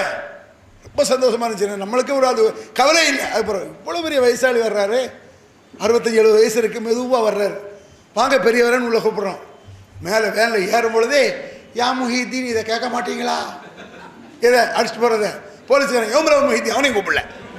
இது மேலே பாயத்தில் நடந்துச்சு. சிரிக்கிறதா அழுகுறதாங்கிறதில்ல. அவர் வந்து நினச்சா சந்தோஷம். முஹீத்தீனை படுவாது இப்போ அல்லான்னு கேட்க முடியலை பாருங்க. எவ்வளோ துர்பாக்கியனால பாருங்க. ரப்புல் ஆலமீன் சொல்ல அல்லாவுடைய பள்ளிக்காக நீ வர்ற. உதாரணத்துக்கு நான் இப்படி எத்தனை நடக்கும்னு நினைக்கிறீங்க? எத்தனையோ நடக்கும். இந்த மாதிரி குற்றவாளிகள் நரகத்தை பார்க்கும் பொழுது என் பிள்ளையை போடு, அண்ணனை போடு, தம்பியை போடுன்னு சொல்லுவாங்களே. உலகத்தில் அப்படி சொல்ல மாட்டோம். உலகத்தில் போலீஸ் ரொம்ப கெடுபடியாக இருக்குன்னு வைங்களேன். நம்ம வீட்டில் வந்து சத்தம் போடுறாருன்னு வைங்க போலீஸ்காரங்க. நம்ம இந்த சார் பெண்கள்கிட்ட பேசுகிற அவ்வளோ வச்சுக்கிடாதீங்க, வேண்டாம் நான் வர்றையா, என்ன பெண்களை போய் ரொம்ப மிரட்டுறீங்க சொல்லிடுவோம்ல. என் பிள்ளைய பிடிச்ச பிள்ளையத்தோட நான் வர்றேன் போஸ்ட் ஸ்டேஷனுக்கு, தயார் அதுக்கு என்ன செஞ்சிருவான் அப்படின்னு போகிறோம். பிள்ளைக்காக, மனைவிக்காக, மக்களுக்காக உலகத்தில் தயார். நம்ம தயாராக இருப்போம். மறுமையில் இருக்க மாட்டோன்னு மட்டும் இல்லையே, அவங்கள போடு என்ன விடுனா. என் பிள்ளைகளை போடு, என் மனைவியை போடு, என் அத்தாவை போடு, அம்மாவை போடு, என்ன விட்டுனா எவ்வளோ கடுமையான கொடூரமான செயலாக இருக்கு. நரகம் எப்படி இருக்கும்? கல்லா, நெவர் அப்படிம்பாங்களே இங்கிலீஷில். ஒருபோதும் இல்லை. நீ செஞ்ச குற்றத்துக்கு ஏற்கனவே உன் மனைவியை போடணும். நீ செஞ்ச குற்றத்துக்கு எதுக்கு உன் புருஷனை போடணும்? நீ செஞ்ச பாவத்துக்கு என் பிள்ளைய போடணும்? நீ செஞ்ச பாவத்துக்கு உன் அத்தாவை ஏன் போடணும்? கல்லா, அப்படி கிடையவே கிடையாது. அவன் நினைக்கிற மாதிரி நடக்காது. கல்லா இன்னஹால் நஸாஅத்தல் லிஸ்ஸவா, அவனைத்தான் அது விழுங்கும். நரகத்தினுடைய அந்த கொடூரம் அவனுடைய தோலை கரித்து கழட்டி எடுக்கும். பிறகு புதுத்தோல் மாட்டப்படும். அந்த வசனங்களை பார்த்தா பயங்கரமான எச்சரிக்கைங்க. இந்த மாதிரி நரகத்தில் போய் உள்றதுங்கிறது சாதாரண விஷயமா? அட இந்த மாதிரி நரகத்தில் கொண்டு போய் சேர்க்கறது எது? நிறைய விஷயங்களுக்கு சில பாவங்களை எல்லாம் மன்னிச்சிருவான், சில பாவங்களை மன்னிக்கவே மாட்டான். மன்னிக்க அவ்வளவு எரிச்சல் அல்லாஹ் இருக்கு. அந்த பாவத்தை செய்தது நபியின் பெற்றோராக இருந்தாலும் சரி, நபியின் பிள்ளைகளாக இருந்தாலும் சரி, நபியின் உற்றாராக இருந்தாலும். அப்புறம் என்ன அவுலியாக்களுடைய சொந்தம்? அப்புறம் அவுலியாக்கள் காப்பாற்றுறது, அப்புறம் இமாம்கள் காப்பாற்றுறதுங்கிறேன். நபியின் பெற்றோராக இருந்தாலும் அந்த நரகத்தில் விழுவார்கள். சில பாவம், அதில் உள்ள பாவம் தான் இணை வைத்தல். அந்த பாவம் தான் இணை வைத்தல். அந்த நரகத்தில் எஃபெக்ட் நீங்க யோசிச்சு பாருங்க. அதாவது இந்த கதி நம்மளுக்கு நடந்தால் என்ன ஆகும்னு நினைச்சு பாருங்க. இந்த ஷிர்க் பிதஅத் பேசணும்னு சொன்னாங்க மெயினா. அந்த நரகத்தின் கொடூரத்தை புரிந்து கொண்டால் அதை புரிய வைக்கணும் முதல்ல மக்கள்கிட்ட. அது இந்த நரகத்தில் போய் விடுறதுங்கிறது எத்தனையோ பாவங்கள் உலகத்தில் இருக்கு. இன்னல்லாஹ் லா யக்ஃபிரு யுஷ்ரக் பிஹி வ யக்ஃபிரு மா தூன ذلك லிமன் யஷா. இணை வைத்தலை தவிர மற்ற பாவங்களை அல்லாஹ் மன்னிக்க வாய்ப்பு இருக்கிறது. அல்லாஹ்ட பாவ மன்னிப்பு தேடாமலே ஒருத்தர் மூத்தா போயிட்டான் வச்சுக்கோமே, ஒரு சாராயமே குடிகாரனாவே இருக்கான், குடிகாரன், தொடர்ந்து குடி, எப்ப பார்த்தாலும் குடி, அப்படியே வச்சுக்கோங்க.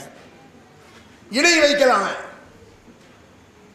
மூத்தா போயிட்டான், சாராயம் குடித்ததற்காக பாவ மன்னிப்பு தேடலை, அப்படி வச்சுக்கோங்க, பாவ மன்னிப்பு தேடலை, ஆனா இணை வைக்கிற. ஆனா அல்லாஹ் தஆலா இந்த பாவ மன்னிப்பு தேடாமலே சாராயம் குடித்தது மன்னிக்க வாய்ப்பு உண்டு, தான் வச்சுக்கோங்க, மன்னிப்பான். அதுக்காக அப்படியா பரவாயில்லையா போயிட வேண்டியது, அவர் குவார்டர் ரைட் வாங்கக்கூடாது, 50-50 தான். மன்னிக்கவும் செய்யலாம், மன்னிக்காமலும் இருக்கலாம். 50-50 இருந்தால் உலகத்தில் அப்படி யாரும் செய்ய மாட்டோம். பாதிக்கு பாதினா விளங்குது அவங்களுக்கு. உதாரணமாக இந்த கம்பியில் கரண்ட் வருது, வந்தாலும் வரும், வராட்டல் இல்லை, அப்படி வச்சுக்குவோம். சந்தேகம் கன்ஃபார்மாக தெரிஞ்சால் எதுனாலும் செஞ்சு ஓடுவோம். இந்த செவரில் இந்த கம்பியில் கரண்ட் வர்றதா சொன்னாங்கப்பா, உறுதியாக தெரியலன்னு என்ன செய்விய, தொட்டு பார்ப்பீங்களா, போவீங்களா? சந்தேகம் இருந்தால் செத்து சுண்ணாம போயிடுவோமே. அப்போ சந்தேகம் இருந்தாலே பயம் இருக்கு. அப்போ அல்லாஹ் தஆலா மன்னிக்காட்டி சரி, அதை மன்னித்தாலும் இணை வைத்தலை மன்னிக்க மாட்டான்ல. இப்ராஹிம் அலைஹிஸ்ஸலாம் அத்தாவை மன்னிக்கல, ரசூலுல்லாஹ்வுடைய வாப்பம்மாவை மன்னிக்கல. ஏன் மன்னிக்கல? இணை வைத்தல் தான். இணை வைத்தல்லாம் என்னன்னு சிம்பிளா கடைசியில் விளக்கிறேன். அந்த பயங்கரமானதை மட்டும் முதல்ல சொல்றேன். இணை வைத்தல் தான். ரசூலுல்லாஹ்ட்ட வந்து ஒரு சஹாபி கேட்கிறார், யார் ரசூலல்லாஹ் ஐநாபி, அவ அத்தா இறந்து போனார் வாப்பா, யார சொல்ல ஐநாபி, என் தந்தை எங்கே, சொர்க்கமா நரகமானு கேட்கிறார் எங்க வாப்பாக்கு. அப்ப ரசூலுல்லாஹ் என்ன சொல்றாங்க, ஃபின்னார், நரகத்தில் தான் அப்படிங்கிறாங்க. ரசூலுல்லாஹ்ட்ட வந்து சஹாபி கேட்கிறாரு, எங்க வாப்பாக்கு சொர்க்கமா நரகமானு. ரசூலுல்லாஹ் ஃபின்னார், நரகத்தில். நம்ம அப்படி சொல்ல முடியாது, சொன்னா கோவம் வந்துடும் அவங்களுக்கு. ஒரு ஆள் வந்து கேட்குறான்னு வச்சுக்கோங்களேன், எங்கள் அத்தா தர்காவிலே தான் படுத்திருப்பார், சந்தனத்தை சொன்னி சாப்பிடுவார், தாயத்தை தான் கட்டுவார், அவர் சொர்க்கமா நரகமா அப்படின்னு கேட்டால் நரகம் தானா, அல்லாஹ் தஆலா இவனுக்கு பெரிய தனி வகி வருது, போயாட்டு போயிடும், நரகம், கோவம் வந்துடும், ஜீர்ணிக்க முடியாது. ஆனால் ரசூலுல்லாஹ் சொல்கிறாங்க, இந்த செயலை உங்கள் அத்தா செஞ்சாரா அப்பா, ஃபின்னார், நரகத்தில். உடனே அந்த சஹாபி நொந்து போகிறார், நொந்து நொம்பலப்பட்டு எங்கள் அத்தாக்கு நரகமா, அப்படியே நொந்து முகமெல்லாம் அப்படி வாடி போகுது. உடனே ரசூலுல்லாஹ் வாங்க, என்ன யார் ரசூலுல்லாஹ், அபி அபூக்க ஃபின்னார், எங்கத்தான் உங்கத்தான் நரகம் தான். அப்படியா, அப்போ ஓகே. இது எவ்வளோ பெரிய சைக்காலஜிக்கு பாருங்க. ஏன் அத்தாவே நரகம்? பொதுவாக ரெண்டு பல பேருக்கு நடந்தால் பெருசாக தெரியாது. ஒரு மார்க்கெட்டில் ஒரு பஜாரில் வியாபாரமே இல்லை, உங்களுக்கு வியாபாரம் இல்லைன்னு வச்சுக்கிட்டுங்களேன், வியாபாரம் எப்படி இருக்கு, வியாபாரமே இல்லைங்க அப்படி நீங்கள் சொல்கிறீங்க. அப்படியா, பக்கத்து கடைக்கெல்லாம் சரியான வியாபாரம் பண்ண சொல்லி பாருங்க. அப்படியா, எனக்கு மட்டும் வியாபாரம் இல்லையா, ஆடு போய் சார்ந்துடும். பஜாரில் யாருக்குமே வியாபாரம் இல்லைன்னு சொல்லி பாருங்க, யாருக்கு வியாபாரம் இல்லையா, அப்போ ஓகே. அதெல்லாம் என்ன இருக்கு, மனிதனுக்கு மற்றதுலாம் ஓகே. ரசூல் அவருடைய அந்த கவலையை போக்குறதுக்கு உண்மையாக அதுதான், பொய் இல்லையே. அபி அபூக்க ஃபின்னார், என் தந்தையும் உன் தந்தையும் நரகத்தில். நாங்கள் ரசூல் ஸல்லல்லாஹு அலைஹி வஸல்லம், ரசூலுல்லாஹ் அத்தா நரகம்னா சாதாரண விஷயம் அது. உம்மா நரகம்னா ரசூலுல்லாஹ் பெற்ற தாய், உலகத்துக்கே அருள்கொடை நபிகள் பெருமானார், அந்த அருள்கொடையை பெற்றவர் தாய்க்கு நரகம். கற்பனை கேட்டாத விஷயம். ஏன் இப்படி ஒரு விதி அல்லாஹ் வச்சிருக்கான்னு தெரியல. யோசிச்சு பாருங்க, உலகத்தில் மறுமையில் அல்லாஹ் நம்மளுக்கு சொர்க்கத்தை தருவான், ஈமானோட உறுதியாக இருந்தா, அதில் மாற்று இல்லையே. நம்மளுக்கு ரசூலுல்லாஹ் சொர்க்கத்தில் ஹவுலுல் கௌசர் தண்ணியை தருவாங்க, முஸ்லீமா இருந்தா, நபி வழி நடந்தா. அவன் அம்மா கொடுக்க முடியாதுண்ணா, கொடுமை இல்லையா, அது துர்பாக்கிய நிலை இல்லையா? இந்த சொர்க்க நரகம்னா இவங்க என்னமோ ஃபார்மாலிட்டின்னு நினச்சிட்டாங்க. என்னமோ முஹிதீன் வந்தால் காப்பாற்றுவார், போவார், பிடிச்சிடுவார், வச்சுக்குவார். சாத்தியமே இல்லை. சாத்தியம் இல்லைன்னா நபிமார்களே அங்கே நடுங்கி கொண்டிருக்கக்கூடிய கதி.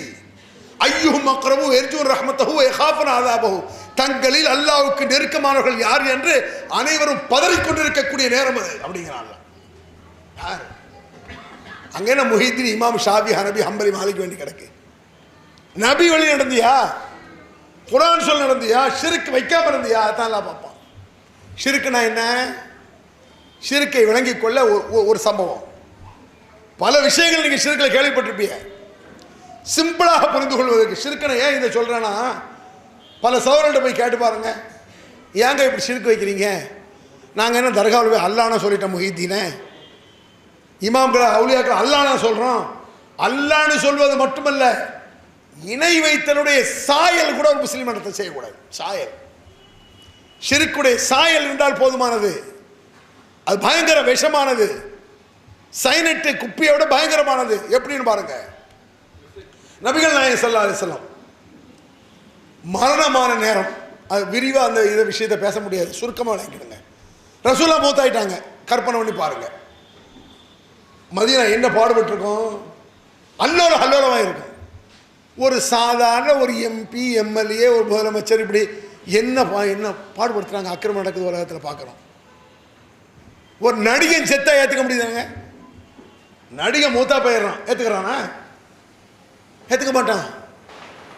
முஸ்லீம்களே ஏற்றுக்க மாட்டானே. உடல் மண்ணுக்கு உயிர் ரஜினிக்கு இப்படிக்கு ரஜினி மூசா போஸ்டர்ல கேடு கட்ட போயிடும். தாய் தப்பனுக்கா அண்ணன் நம்பிக்கா உயிரை கொடுத்தாலும் பரவாயில்ல, ஏன் அது அவனுக்கிட்ட உயிரை கொடுக்குற உடல் மண்ணுக்கு உயிர் ரஜினிக்கு முஸ்லீம் பாய்கள் அப்படி எழுதி போடுறானே.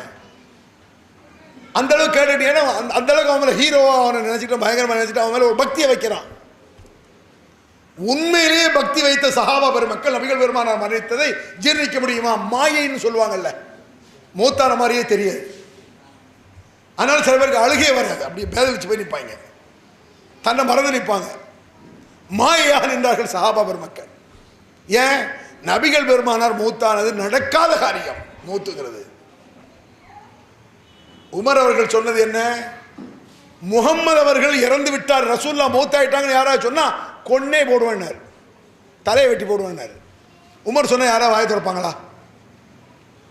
உமர் எவ்வளவு வீரன்னு எல்லாருக்கும் தெரியுமே. மூச்சு விடுவாங்களா யாராவது? ரசூல்லா மூத்தாயி கிடக்குறாங்க, பாடி கிடக்குது, மூத் ஆகலன்னு சஹாபாக்கள் நினைக்கிறாங்க. சில சஹாபாக்கள் மரணித்து விட்டார்கள் என்று நினைத்தாலும் கூட உமருடைய சத்தத்துக்கு ஆஃப். யாராவது ரசூல்லா மூத்த வெட்டியே போடுவாங்கிறாரு, வெளியே வாய் திறப்பாங்களா? பாடி கிடக்குத.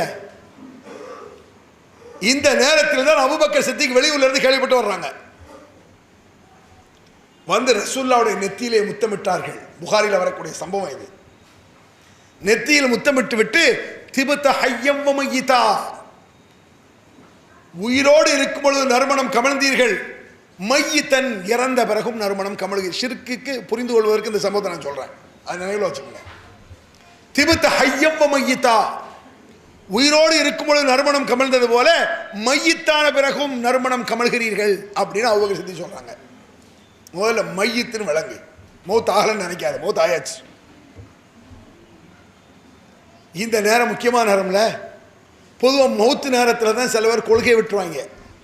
மௌத்து நேரத்தில் ஸ்ட்ராங்காக இருக்கிறது கஷ்டம். அத்தாவோ அம்மாவோ உயிருக்கு உயிரான பிள்ளைகளோ மௌத்தாகும் பொழுது எல்லாம் சொல்லி பார்த்தா கோவம் வந்துடும், நமக்கு அஜீர்ணிக்க முடியாது. அதனால சஹாபா ஒருவர் கொந்தளிச்சு போய் நிற்கிறாங்க. அபூபக்கர் சித்திக்கை விட ரசூலுல்லாஹ் மேல பாசம் உள்ள ஆள் கிடையாது. அந்த அபூபக்கர் சித்திக் சொன்னாங்க, இந்த கொள்கை என்பது உறுதி, கொள்கை வேறு. என்ன பாசம் வச்சுட்டு போ, என்ன அன்புனால் வை, அல்லாஹ்வா மற்றவர்களா, இஸ்லாமிய சட்டமா வழக்கமா? சென்டிமெண்ட் கிறுக்கெல்லாம் இஸ்லாத்தில் கிடையாது. சென்டிமெண்ட் கிறுக்குன்னா தெரியுமா? சென்டிமெண்ட் கிறுக்கு கூட ஒரு வகையில் இணை வைத்தல் தான், ஏன் வச்சுக்கிடுங்க. சென்டிமெண்ட் கிறுக்குன்னா என்ன? சில பேர் வெளியே போகும் பொழுது அத்தாட்டையோ அம்மாவையோ அல்ல மனைவியோ பிள்ளைகளோ யாரையாது, நான் வெளியே போனால் என்னுடைய மூணாவது பொண்ணை பார்த்துட்டு தான் போவேன், அந்த முகத்தை பார்த்துட்டு போனால் பிஸ்னஸ் நல்லா இருக்கும் அப்படி சொல்கிற மாதிரி இருப்பான். சில பேர் மனைவி முகத்தை பார்த்துட்டு போகிறவங்க இருப்பான். சில பேர் ஐயோ அவளை பார்த்தா அவ்வளோதான் உள்ளது. இது எல்லாமே தப்பு. இது ஒரு சென்டிமெண்ட் கிறுக்கு. இவங்களை பார்த்து வெளியே போனால் காரியம் சக்சஸ் ஆகும், இந்த நம்பிக்கை இருக்குல்ல. இந்த நம்பிக்கை இஸ்லாம் கடுமையாக சாடுகிறது. எந்த அளவுக்கு தெரியுமா? போட்டோ இருக்குல்லங்க, போட்டோ உருவப்படம். நபிகள் பெருமானார் ஸல்லல்லாஹு அலைஹி வஸல்லம் வர்றாங்க. ஆயிஷா என்னுடைய வீட்டில் வந்து ஒரு திரைச்சிலை நாளுகிறது. அந்த திரைச்சிலையில் ஒரு உருவம் இருந்தது. ஹதக்க நபி ஸல்லல்லாஹு அலைஹி வஸல்லம் கிழித்து வீசினார்கள் நபிகள் பெருமானார் இதை உருவத்தை. அந்த திரைச்சிலையை ஆயிஷா அவர்கள் இரண்டாக கிழித்து தலையணை உரை தைத்தார்கள். அந்த தலையணை உரையில் அந்த உருவம் சிதையாமல் இருந்தது. ஆயிஷா சொல்றாங்க, அந்த சட்டத்தை ஈஸியாக போய் குழம்பிடக்கூடாதுங்கிறதுக்கு அந்த தலையணை உரையில் அந்த உருவம் சிதையாமல் தான் இருந்தது. ஒரு அரை போட்டா மாதிரி வச்சுக்கிடுங்க, ரெண்டா கிழிச்சு அப்படி பாதி மேலே பாதி கீழே. அவன் முகமெல்லாம் தெரியத்தானே செய்யும். தலையணை உரை தைத்து நான் வைத்தேன், நபிகள் பெருமானம் வந்தார்கள், அதை தூக்கி தூர வீசலை, அந்த தலையணை உள்ள சாய்ஞ்சாங்க உட்கார்ந்தாங்கன்னு வருது ஹதீஸ். அது என்ன 4 பொழுது கழிச்ச ரசூல் ஸல்லல்லாஹு அலைஹி வஸல்லம் தலையணை உரையாக இருக்கணும் பேசாம விட்டாங்க. தலையணை உரையாக இருக்கும் பொழுது அங்கே இணை வைத்தலுக்கு வாய்ப்பில்லை, மதிப்பு இருக்காது. தலைவன தரையிலான கிடக்கும், பக்தி இருக்காதுல்ல, பூஜைலாம் பண்ண மாட்டான்ல. திரைச்சிலையா வைக்கும் பொழுது, நாளை விடும் பொழுது மதிப்பு கூடும். இதுதான் உருவம் வாண்டாங்கிறார் சொல்லலாம். அது எப்படி புரிஞ்சுக்கிறதுக்கு நீங்களே யோசிச்சு பாருங்க. உங்க வீட்டில் உங்க அத்தா அல்லது அம்மா தாத்தா யாரோ அவங்க போட்டோ இருக்கு, உயிரோடு இருக்கும்போது அது மதிப்பு கொடுக்க மாட்டீங்க. உங்க அத்தா போட்டோ இருக்கு, உங்க அத்தா உயிரோடு தான் அது மதிக்க செய்யும், ஒரு மூலையில் கிடக்கும். மூத்தா போயிட்டா தாத்தாவோ அத்தாவோ அப்போ தான் மனைவிமார்கள் என்ன செய்வாங்க, அவங்க போட்டோவை எடுத்துட்டு வாப்பா, புருஷன் போட்டோவை எடுத்து பத்திரமா வந்து அலமாரிகளே பீரோவில் வச்சுக்குவாங்க. மதிப்பு முதல்ல ஆரம்பிக்குமா. இந்த மதிப்பு உச்சகட்டமாக என்ன நடக்கும் தெரியுமா, வீட்டில் ஒரே சண்டை. அப்படி வச்சுக்குவோம், உங்கள் அம்மாவுக்கும் உங்களுக்கு பயங்கர சண்டை. உங்கள் அத்தா மூத்தாயாச்சு, அத்தா ஃபோட்டோ பீரோவில் இருக்கு. என்ன நடக்கும், பீரோ போய் திறந்து அந்த ஃபோட்டோ எடுத்துகிட்டு நீங்கள் பேசாமல் பேட்டிய இங்கே நான் என்ன பாடுபட்டுருக்கேன்னு தெரியுமா, வந்து கூட்டு போங்க, ஃபோட்டோ விட்டேன். நடக்குமா நடக்காதா? இதுக்கு தான் சொல்லக்கூடாதுங்கிறாங்க. ஏன்னா அந்த ஃபோட்டோக்கு ஏதோ சக்தி இருப்பது போலவும் அதுக்கு சொல்லி முறையிடுவது போலவும் அது நன்னை காப்பாற்றுவோன்னு நினைக்கான்ல. இதைத்தான் நபிகள் பெருமான் முளையிலேயே கிழிச்சு தூர வீசு. அதுக்கு மதிப்பு கொடுக்காத. மதிப்பு கொடுக்காத தப்பே இல்லை. இப்போ 500 ரூபா தாளில் காந்தி ஃபோட்டோ இருக்குது, படம் இருக்குது, மதிப்பாக கொடுக்குறோம். அதுக்கு காந்தி ஃபோட்டோக்கு பணத்துக்கு தான் மதிப்பு. காந்தி ஃபோட்டோவுக்கு மதிப்புனா எத்தனையோ பத்திரிகையில் காந்தி ஃபோட்டோவுக்கு மதிப்பு நீச்சி தான் போயிட்டு இருக்கோம். அதை எடுத்து கிழிச்சு உள்ள வைக்க அதற்கு மதிப்பு கொடுக்கக்கூடாது. ஒரு பேப்பருக்கு ஒரு உருவத்துக்கு என்ன மதிப்பு, கிழிச்சு வீசு. இப்படி சொன்ன ரசூல் ஸல்லல்லாஹு அலைஹி வஸல்லம் அவ்வளோ ஸ்ட்ராங்காக சொன்ன ரசூலுல்லாஹ் மூத்தாமே சென்டிமெண்ட் வந்துருச்சு. ரசூலுல்லாஹ்க்கு மூத்தா, அவர்களுக்கு எப்படி மரணம். அந்த மாதிரி சஹாபா பெருமக்கள் அப்படியே கொந்தளிச்சு போயிட்டாங்க. அப்போ அபூபக்கர் சித்திக் சொல்றாங்க, திபுத்த ஹய்யம் வ மய்யித்தா, நீங்கள் உயிரோடு இருக்கும்போது நறுமணம் கமழ்ந்தீர்கள், மையத்தான பிறகும் நறுமணம் கமழ்கிறீர்கள். அல்லாஹ் குர்ஆன்ல இன்னக மையத்துன் வைன்னஹும் மையத்துன் குர்ஆன்ல இருக்கு. நபியே நீர் ஒரு மையத், உயிரோடு இருக்கும் பொழுது. நல்லா கவனிக்க, நீங்க இன்னக மையத்துன், நீர் ஒரு மையத்து. மையத்துனா என்ன, மௌத், இனிமேல் மரணிக்க போகக்கூடியவரும் மையத்துக்கு அர்த்தம் உண்டு. மரணித்த பிறகு மையத்துன்னு சொல்லலாம். வைன்னஹும் மையத்துன், அத்தனை பேர்களும் மையத்துகள் தான் இருக்கிறான். மௌத்தாக கூடியவர் அப்படின்னு அர்த்தம் உண்டு, மௌத்தாகி விட்டவர் அப்படின்னு அர்த்தம் உண்டு. மையத்தாக போகிறீர் வருங்காலத்தை சொல்லும், மையத் ஆயாச்சா மையத்தாகி விட்டீர் கடந்த காலத்தை சொல்லும். அப்படிப்பட்ட ஒரு வார்த்தை அது. இன்னக்க மையத்து, நீர் மையத்தாக போகிறீர், இவர்கள் மையத்தாக போகிறார்கள். அதுவரை சொல்ல மையத்தாயிட்டாங்க. திபுத் ஹய்யம் வ மய்யித்தா, உயிரோடு இருக்கும் பொழுது நறுமணம் கமழ்ந்தீர்களே, இப்பொழுது இறந்த பிறகும் நறுமணம் கமழ்கிறீர்கள் இப்படின்னு சொல்லிட்டு ஒரு குர்ஆன் வசனத்தை வைக்கிறார் ஆதாரமாக. எவ்வளவு பெரிய சஹாபாக்கள் கொந்தளித்தாலும், எவ்வளவு பேச்சு யார் பேசினாலும், ஒரு வசனத்தை சொல்லிவிட்டால் மூச்சு, அதான் சஹாபாக்கள். அங்க சென்டிமெண்ட் பாசம் அதுக்கெல்லாம் இடமே கிடையாது. பாசம் அது புண்ணாக்காவது. குர்ஆன் வசனம் இல்லை, அங்கே புள்ள அண்ணன் மாமா மச்சா வேண்டி கிடக்கு. குர்ஆன் வசனம் அது. என்ன சொல்றாங்க, ஒமா முஹம்மது இல்லா ரசூல் قد خلت من قبله الرسل افإن مات او قتل انقلبتم على اعقابكم. இது குர்ஆன் வசனம். இந்த வசனம் எப்பொழுது இறங்கியது, நபிகள் பெருமானார் உயிரோடு இருக்கும் பொழுது உஹது போர்க்களத்தில் இறங்கிய வசனம் இது. ஏன் இந்த வசனம் இறங்கிச்சு, நபிகள் பெருமான் உஹது போர்க்களத்தில் கொஞ்சம் தாக்கப்பட்டாங்க, கேள்விப்பட்டிருக்கீங்களா? தாக்கப்பட்டு பல்லெல்லாம் உடைந்து ரத்தமெல்லாம் வந்து கேள்விப்பட்டிருப்பீங்க. ரத்தம் வந்து கொஞ்சம் மயக்கமுற்றே விழுந்து விட்டார்கள் நபிகள் பெருமானார். எதில், உஹது போர்க்களத்தில். நபிகள் பெருமானார் மயக்கமுற்று விழுந்த உடனேயே ரசூல்லா வந்து உயிர் போயிடுச்சோடு சில சஹாபாக்கள் அப்பவே நினைச்சாங்க. அதனால் போர்வில் தொய்வு ஏற்பட்டு விட்டது. போர்க்களத்தில் தலைவர் போயிட்டா, மன்னர் போயிட்டா, என்னடா இது நம்ம இஸ்லாம் அப்படிங்கிற மாதிரி சஹாபா பெருமக்கள் அப்படியே பின்வாங்கிட்டாங்க. அப்பொழுது ரசூலுல்லாஹ்க்கு அந்த மயக்கம் தெளிஞ்ச பிறகு இறங்கிய வசனம் இது. என்ன வசனம், ஒமா முஹம்மது இல்லா ரசூல், இந்த முகமது அல்லாஹ்வுடைய தூதரை தவிர வேறு இல்லை ரசூலுல்லாஹ் சொல்றாங்க. அந்த வசனத்தை எஞ்சி, ஒமா முஹம்மது இல்லா ரசூல், இந்த முகமது அல்லாஹ்வுடைய தூதரை தவிர வேறு இல்லை. கத் ஹலத் மின் கப்லிஹி ரசூல், எத்தனை தூதர்கள் இறந்திருக்கிறார்கள். அவை மாத்த குத்தில இன்கலத்துவலா காபிக்கும். அந்த தூதர்கள் இறந்து மரணமானது போல இந்த முகமது இறந்து விட்டால் அல்லது கொல்லப்பட்டு விட்டால் நீங்கள் உங்கள் பழைய மார்க்கத்திற்கு ஓடிவிடப் போகிறீர்களா? வசனம் இது. ஏன் இந்த வசனத்தை அல்லாஹ் கேட்குறான்? என்ன முகமதுக்காக இஸ்லாத்தில் வந்தீங்க, எனக்காக வந்தீங்களாங்கிறாங்க. அட என்ன நம்பி ஈமான் கொண்டு வந்திருக்கீங்களா? இஸ்லாம் முகமது மூத்தா போயிட்டா இஸ்லாம் போயிடுச்சோ அப்படின்னு அர்த்தம் இருக்கு. முகமது எனக்கு நேசமானவர் சரி, இஸ்லாத்தை சொல்லக்கூடிய கேரண்டி உத்தரவாதத்தை கொடுத்து அனுப்பியிருக்க தூதர் சரி, மூத்தாயிட்டா இஸ்லாம் இல்லையாப்போ? முகமதுக்காக இஸ்லாத்தை வந்தீங்களா? முகமதை பின்பற்ற வேண்டும். இஸ்லாத்துக்கு வந்தது அல்லாவுக்காக. நான் வச்சுக்க, இந்த முகமது இறந்து விட்டால் அல்லது கொல்லப்பட்டு விட்டால் உங்கள் பழைய மார்க்கத்திற்கு ஓடிவிடப் போகிறீர்களா என்று இந்த வசனத்தை சொன்னார். உமர் அப்படி கப்சிப்படாயிட்டார்ல, மூச்சாவது பேச்சாது பேச முடியுமா? அங்கே டென்ஷன் வேண்டி கிடக்கு, கோவமெல்லாம் சொந்த விஷயத்தில் வச்சுக்கணும். மார்க்கமாக்கு இது. உன்னுடைய வீரமெல்லாம் மார்க்கத்தில் கட்டக்கூடாது. அல்லாஹ் சொல்லிட்டா ஓகே. மூச்செல்லாம் போயிட்டாங்க உமர். வசனம் சொன்ன பிறகு என்ன உமரே ஆஃப் பண்ணா மற்ற அவுடியாக்களை ஏமாத்திரம் நான் கேட்குறேன், இமாவுக்களை ஏமாத்திரன்னு கேட்குறேனால நான் அவமதிக்கிறேன்னு நினைக்காதீங்க. உடனே கேட்பாங்க நாளைக்கு இமாம்களுடைய கால் தூசிக்கு பெறுவானா இவன், கர்ச்சிப்பாங்க ஜும்மாவில். முஹீத்தினுடைய கால் தூசிக்கு பெறுவானா இவன், இமாம்களுடைய கால் தூசிக்கு நான் வரமாட்டேன். ஓகே சொல்லிட்டு போ. இன்னல்லாஹ லயன்திகு அலா லிசானி உமர். உமருடைய நாவில் அல்லாஹ் பேசுகிறான். எப்படிப்பட்ட வார்த்தை அது? உமருடைய நாவில் அல்லாஹ் பேசுறானா? சில கருத்துக்களை உமர் சொன்னார்களே ஆனால் அது போன்ற வசனங்கள் இறங்கும். அவன் உமர் மூலமா முன்கூட்டியே அல்லாஹ்வுத்தாலா தந்துட்டானாமா, அட்வான்ஸா. அதுபோல குர்ஆன் வசனம் இறங்கியிருக்க, எனக்கு பிறகு நபி கிடையாது. அப்படி நபிக்கு உள்ள தகுதி உமருக்கு உண்டு என்றார்கள் நபிகள் பெருமானார். நபி கிடையாது ஒரு பேச்சுக்கு உமர் நபி ஆக்கலாம் அல்ல, அந்த அளவுக்கு தகுதி அவருக்கு இருக்கு. அவ்வளவு தகுதி இருந்த ஒருவர் ரசூலுல்லாஹ் மௌத்தாகவில்லை என்று தவறான முடிவுக்கு வந்து விட்டார். மோசமான முடிவு அது. அடிச்சிட்டாங்க அபூபக்கர் சித்திக். இந்த முகமது இறந்து விட்டார், இவர் கொல்லப்பட்டு விட்டால் இறந்து விட்டால் இஸ்லாத்தை விட்டு போய் விடுவீர்களா என்று அல்லாஹ் சொன்ன வசனத்தை, உஹது போர்க்களத்தில் இறங்கிய வசனத்தை அந்த ஸ்பாட்ல சொன்னாங்க அபூபக்கர் சித்திக். சொல்லிட்டு தான் விளக்குறாங்க. ஒரு பேச்சு, என்ன பேச்சு? மன் கான யாபுது முஹம்மதன் ஃபைன்ன முஹம்மதன் கத் மாத் வமன் கான யாபுதுல்லாஹ் வஹதா ஃபைன்னல்லாஹ் ஹய்யுல் லா யமூத். புரிந்து கொள்ளுங்கள் மக்களே, அபூபக்கர் சித்திக் பேசுறாங்க. புரிந்து கொள்ளுங்கள் மக்களே. வமன்கான யாபுது முஹம்மதன், நீங்கள் முகம்மதை வணங்கினால் மக்களை புரிந்து கொள்ளுங்கள்.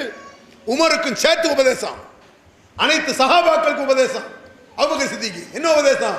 மன்கான யாபுது முஹம்மதன், முகம்மதை நீங்கள் வணங்கினால் புரிந்து கொள்ளுங்கள் முகமது இறந்து விட்டார். ஃபைன்ன முஹம்மதன் கத் மாத், இறந்து விட்டார், மௌத்தாயிட்டார்.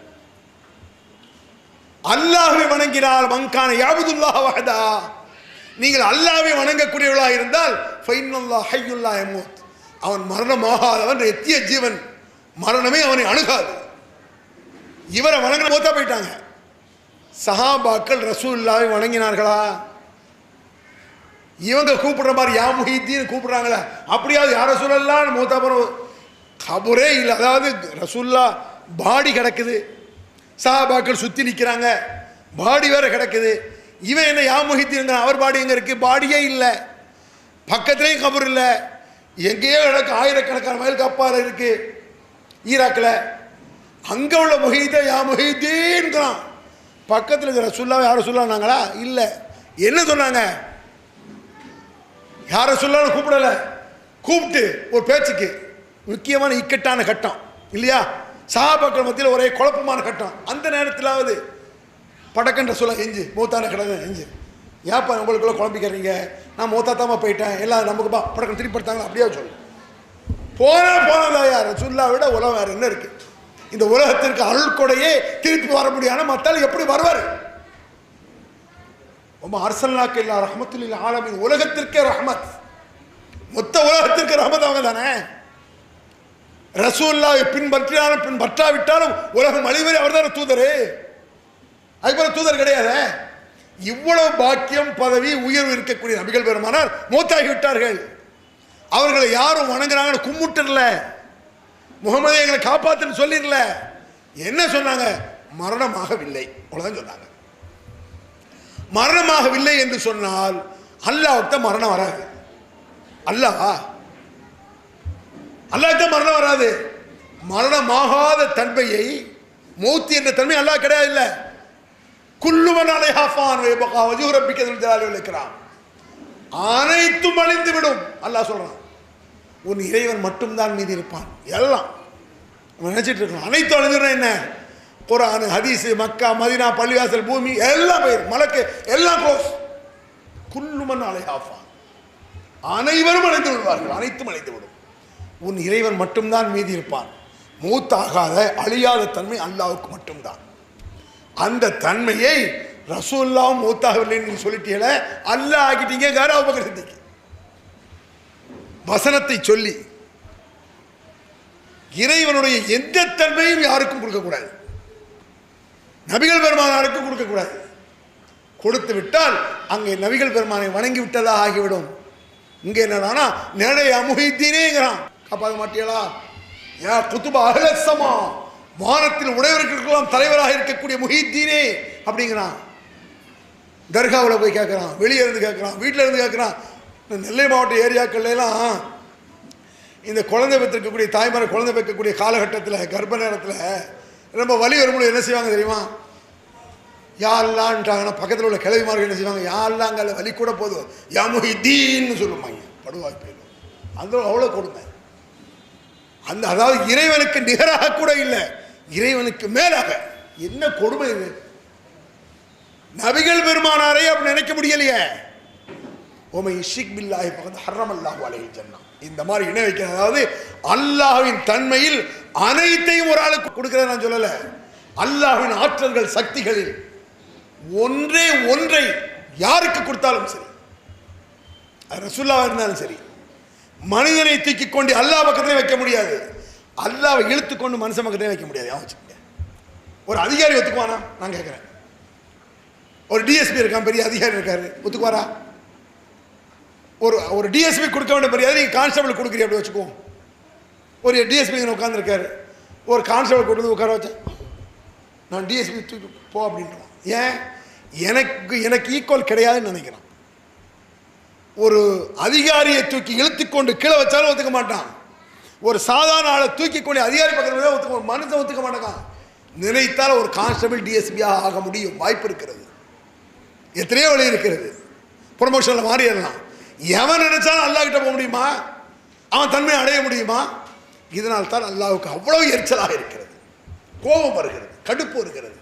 யார் இந்த மாதிரி குற்றத்தை செய்து விட்டார்களோ அவர்களுக்கு சொர்க்கத்தை ஹராமாக்கி விட்டேங்கிறோம். ஹராம், வேற எந்த பாவத்துக்கும் அப்படிப்பட்ட வார்த்தை கிடையாது. சொர்க்கத்தை ஹராமாக்குறதுனா, சொல்ல போனா சாராயம் குடிக்கிறது ஹராம். சாராயம் குடிப்பது சொர்க்கத்தை ஹராமாக்காது. பன்னிக்கறி சாப்பிடுறது ஹராம்.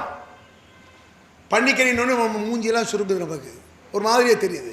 குரான்ல இருக்க பன்றிக்கறின்னு குரான்ல இருக்கு. இன்னமா ஹர்ரம அலைக்கும் மைத்தத வத்தம வலஹமல் ஹின்ஸீர். இன்னமா ஹர்ரம அலைக்கும் மைத்தத வத்தம வலஹமல் ஹின்ஸீர். தானாக செத்தது, ரத்தம், இரத்தம், பன்றிக்கறி உங்கள் மீது ஹராமாக்கப்பட்டுள்ளதுங்கிறான் அல்லாஹ். அப்போ பன்றிக்கறி இருக்க அது ஹராம். ஆனால் பன்றிக்கறி சொர்க்கத்தை ஹராமாக்காது. ஞாபகம் வச்சுக்கிடுங்க. சாராய ஹராம், சொர்க்கத்தை ஹராமாக்காது. இணை வைத்தல் ஹராம், சொர்க்கத்தையும் ஹராமா. எவ்வளோ கடுமையானது அது! சொர்க்கத்தை ஹராமாக்கிட்டா அல்லாஹ் ஹராமாக்கியதை எவனாவது ஹலாலாக்க முடியுமா? நான் கேட்குறேன். ரசூலுல்லாஹ்வாலே முடியாது. லிம துஹர்ரிமு மா ஹல்லல்லாஹு லக. நபியே, அல்லாஹ் ஹலாலாக்கியதை நீர் எப்படி ஹராமாக்கலாம்?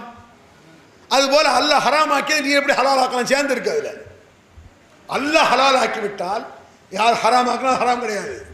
அல்லாஹ் ஹராமாக்கி விட்டால் எவனும் ஹலாலாக்க முடியாது. அதனால் யார் இணை வைத்து விட்டார்களோ அவர்களுக்கு சொர்க்கம் ஹராமாகி விட்டதுங்கிறான். அதனால் இதை சாதாரணமாக பாருங்க. எப்படி மற்ற பயங்கரத்தையெல்லாம் பிறருக்கு சொல்லுகிறோமோ, மற்ற அபாயத்தையெல்லாம் பிறருக்கு சொல்லுவீங்கல்ல. திடீர்னு ஒரு லைசன்ஸ் பிடிச்சிட்டு இருக்கான் போலீஸ், அப்படி வச்சுக்கோமே. லைசன்ஸ் பிடிக்கிறான், போகும்போதே அப்படி போ சுற்றி லைசன்ஸ் பிடிக்கிறான். ஏன் சொல்கிறிய? அவனும் சார் ரொம்ப தேங்க்யூ அப்படின்னு போகிறான். ஏன்? ஒரு சின்ன ஆபத்து, என்ன 100 ரூபா காப்பான். லைசன்ஸ் பிடிச்சா அவன் கையில் 50 100 கொடுத்தா போதும். சில பேருக்கு 500 ரூபா இருக்கும். லஞ்சத்தில் ஆஃப் பண்ணிடலாம். எவ்வளோ பெரிய கம்பெனிகள் நம்ம பார்க்குறோம். சில பேர் பெரிய அதிகாரியாக வரும், ஆனால் அதெல்லாம் முடியாது. சார் 1 லட்ச ரூபா சார், அதெல்லாம் தொட மாட்டேன். சார் 2 லட்சம் தர்றேன் சார். 2 லட்சமா? என்னப்பா இப்படி சொல்றிய? சரி சரி, இன்னும் அப்படியெல்லாம் செய்யாது, செஞ்சா 3 லட்சமா தாங்க அப்படின்னு கையில் கொடுத்துருவோம். காசுக்கு அடிமை, லஞ்சத்துக்கு அடிமை. இந்த மாதிரி லஞ்சங்களை குற்றங்களை பார்க்கும் பொழுது அதை சுட்டி காட்டும் பொழுது ஜாக்கிரதை, நீ மாட்டிக்கிடுவ, போவாத. செக்கர் வர்றான், அது வருது, கலாட்டம் நடக்கு, போலீஸ் ஷூட்டிங் நடக்கு, சொல்றோம்ல, அது என்ன பயங்கர ஆபத்தா? உலகத்தில் ஒரு சாதாரண ஆபத்து, அது தப்பிச்சிட முடியும். ரப்புல் ஆலமீன் தப்பிக்க முடியுமா? இந்த ஆபத்தை யார்கிட்டயே சொல்லியிருக்கமா? இந்த கொடூரத்தை சொல்லணுமா? சொல்லணும்னா இந்த மாதிரி பயான்ல தான் சொல்லணுமா? பயான்ல சொல்ல முடியும். எப்படி மற்ற ஆபத்துகளை, மற்ற கஷ்டங்களை உங்க பிள்ளைகள் மாட்டிக்கிடக்கூடாதுன்னு சொல்றீங்களோ? ஒரு பஸ்ஸில் ஒரு 2 வீலர் வாங்கி கொடுக்க மாட்டீங்களா பிள்ளைகளுக்கு? 10 வயசு பையன் கொடுக்க மாட்டான். எங்கேயா போய் இடிச்சிட்டாம்னா, விழுந்துட்டாம்னா, ஏன் ஆபத்தில் மாட்டிடக்கூடாது, சிக்கலில் மாட்ட, ரைட், ஓகே, அப்படி தான் இருக்கணும். அதை விட பல மடங்கு நரகம் சொல்லி மாடாது. அல்லாஹ் தான் காப்பாற்றணும். அதனால இந்த இணை வைத்தலை, விதத்தை சாதாரணமாக கொள்ளாமல் நரகத்தின் பயங்கரத்தை கவனிங்க. சொர்க்கம் கிடைப்பது 2வது. இது போன்ற கொடூரத்தில் நான் விழுந்து விடக்கூடாது யா அல்லாஹ், என் பிள்ளைகள் விழுந்து விடக்கூடாது, பெற்றோர்கள் விழுந்து விடக்கூடாது யா அல்லாஹ். என்னையும் என் பெற்றோர்களையும் என் பிள்ளைகளையும் என் சம்பந்தப்பட்ட அனைத்து நண்பர்களையும் யா அல்லாஹ் இந்த கொடூரத்தை விட்டு காப்பாற்றி யா அல்லாஹ் சோனத்தித்தா என்று அல்லாஹ்விடத்தில் இறங்குவதோடு இதை பிற மக்களுக்கும் எடுத்து சொல்லி நன்மைகள் நாம் அல்லாஹ்விடத்தில் பெற வேண்டும் என்று சொல்லி முடித்துக் கொள்கிறேன். அல்ஹம்துலில்லாஹி ரப்பில் ஆலமீன். அல்லாஹ்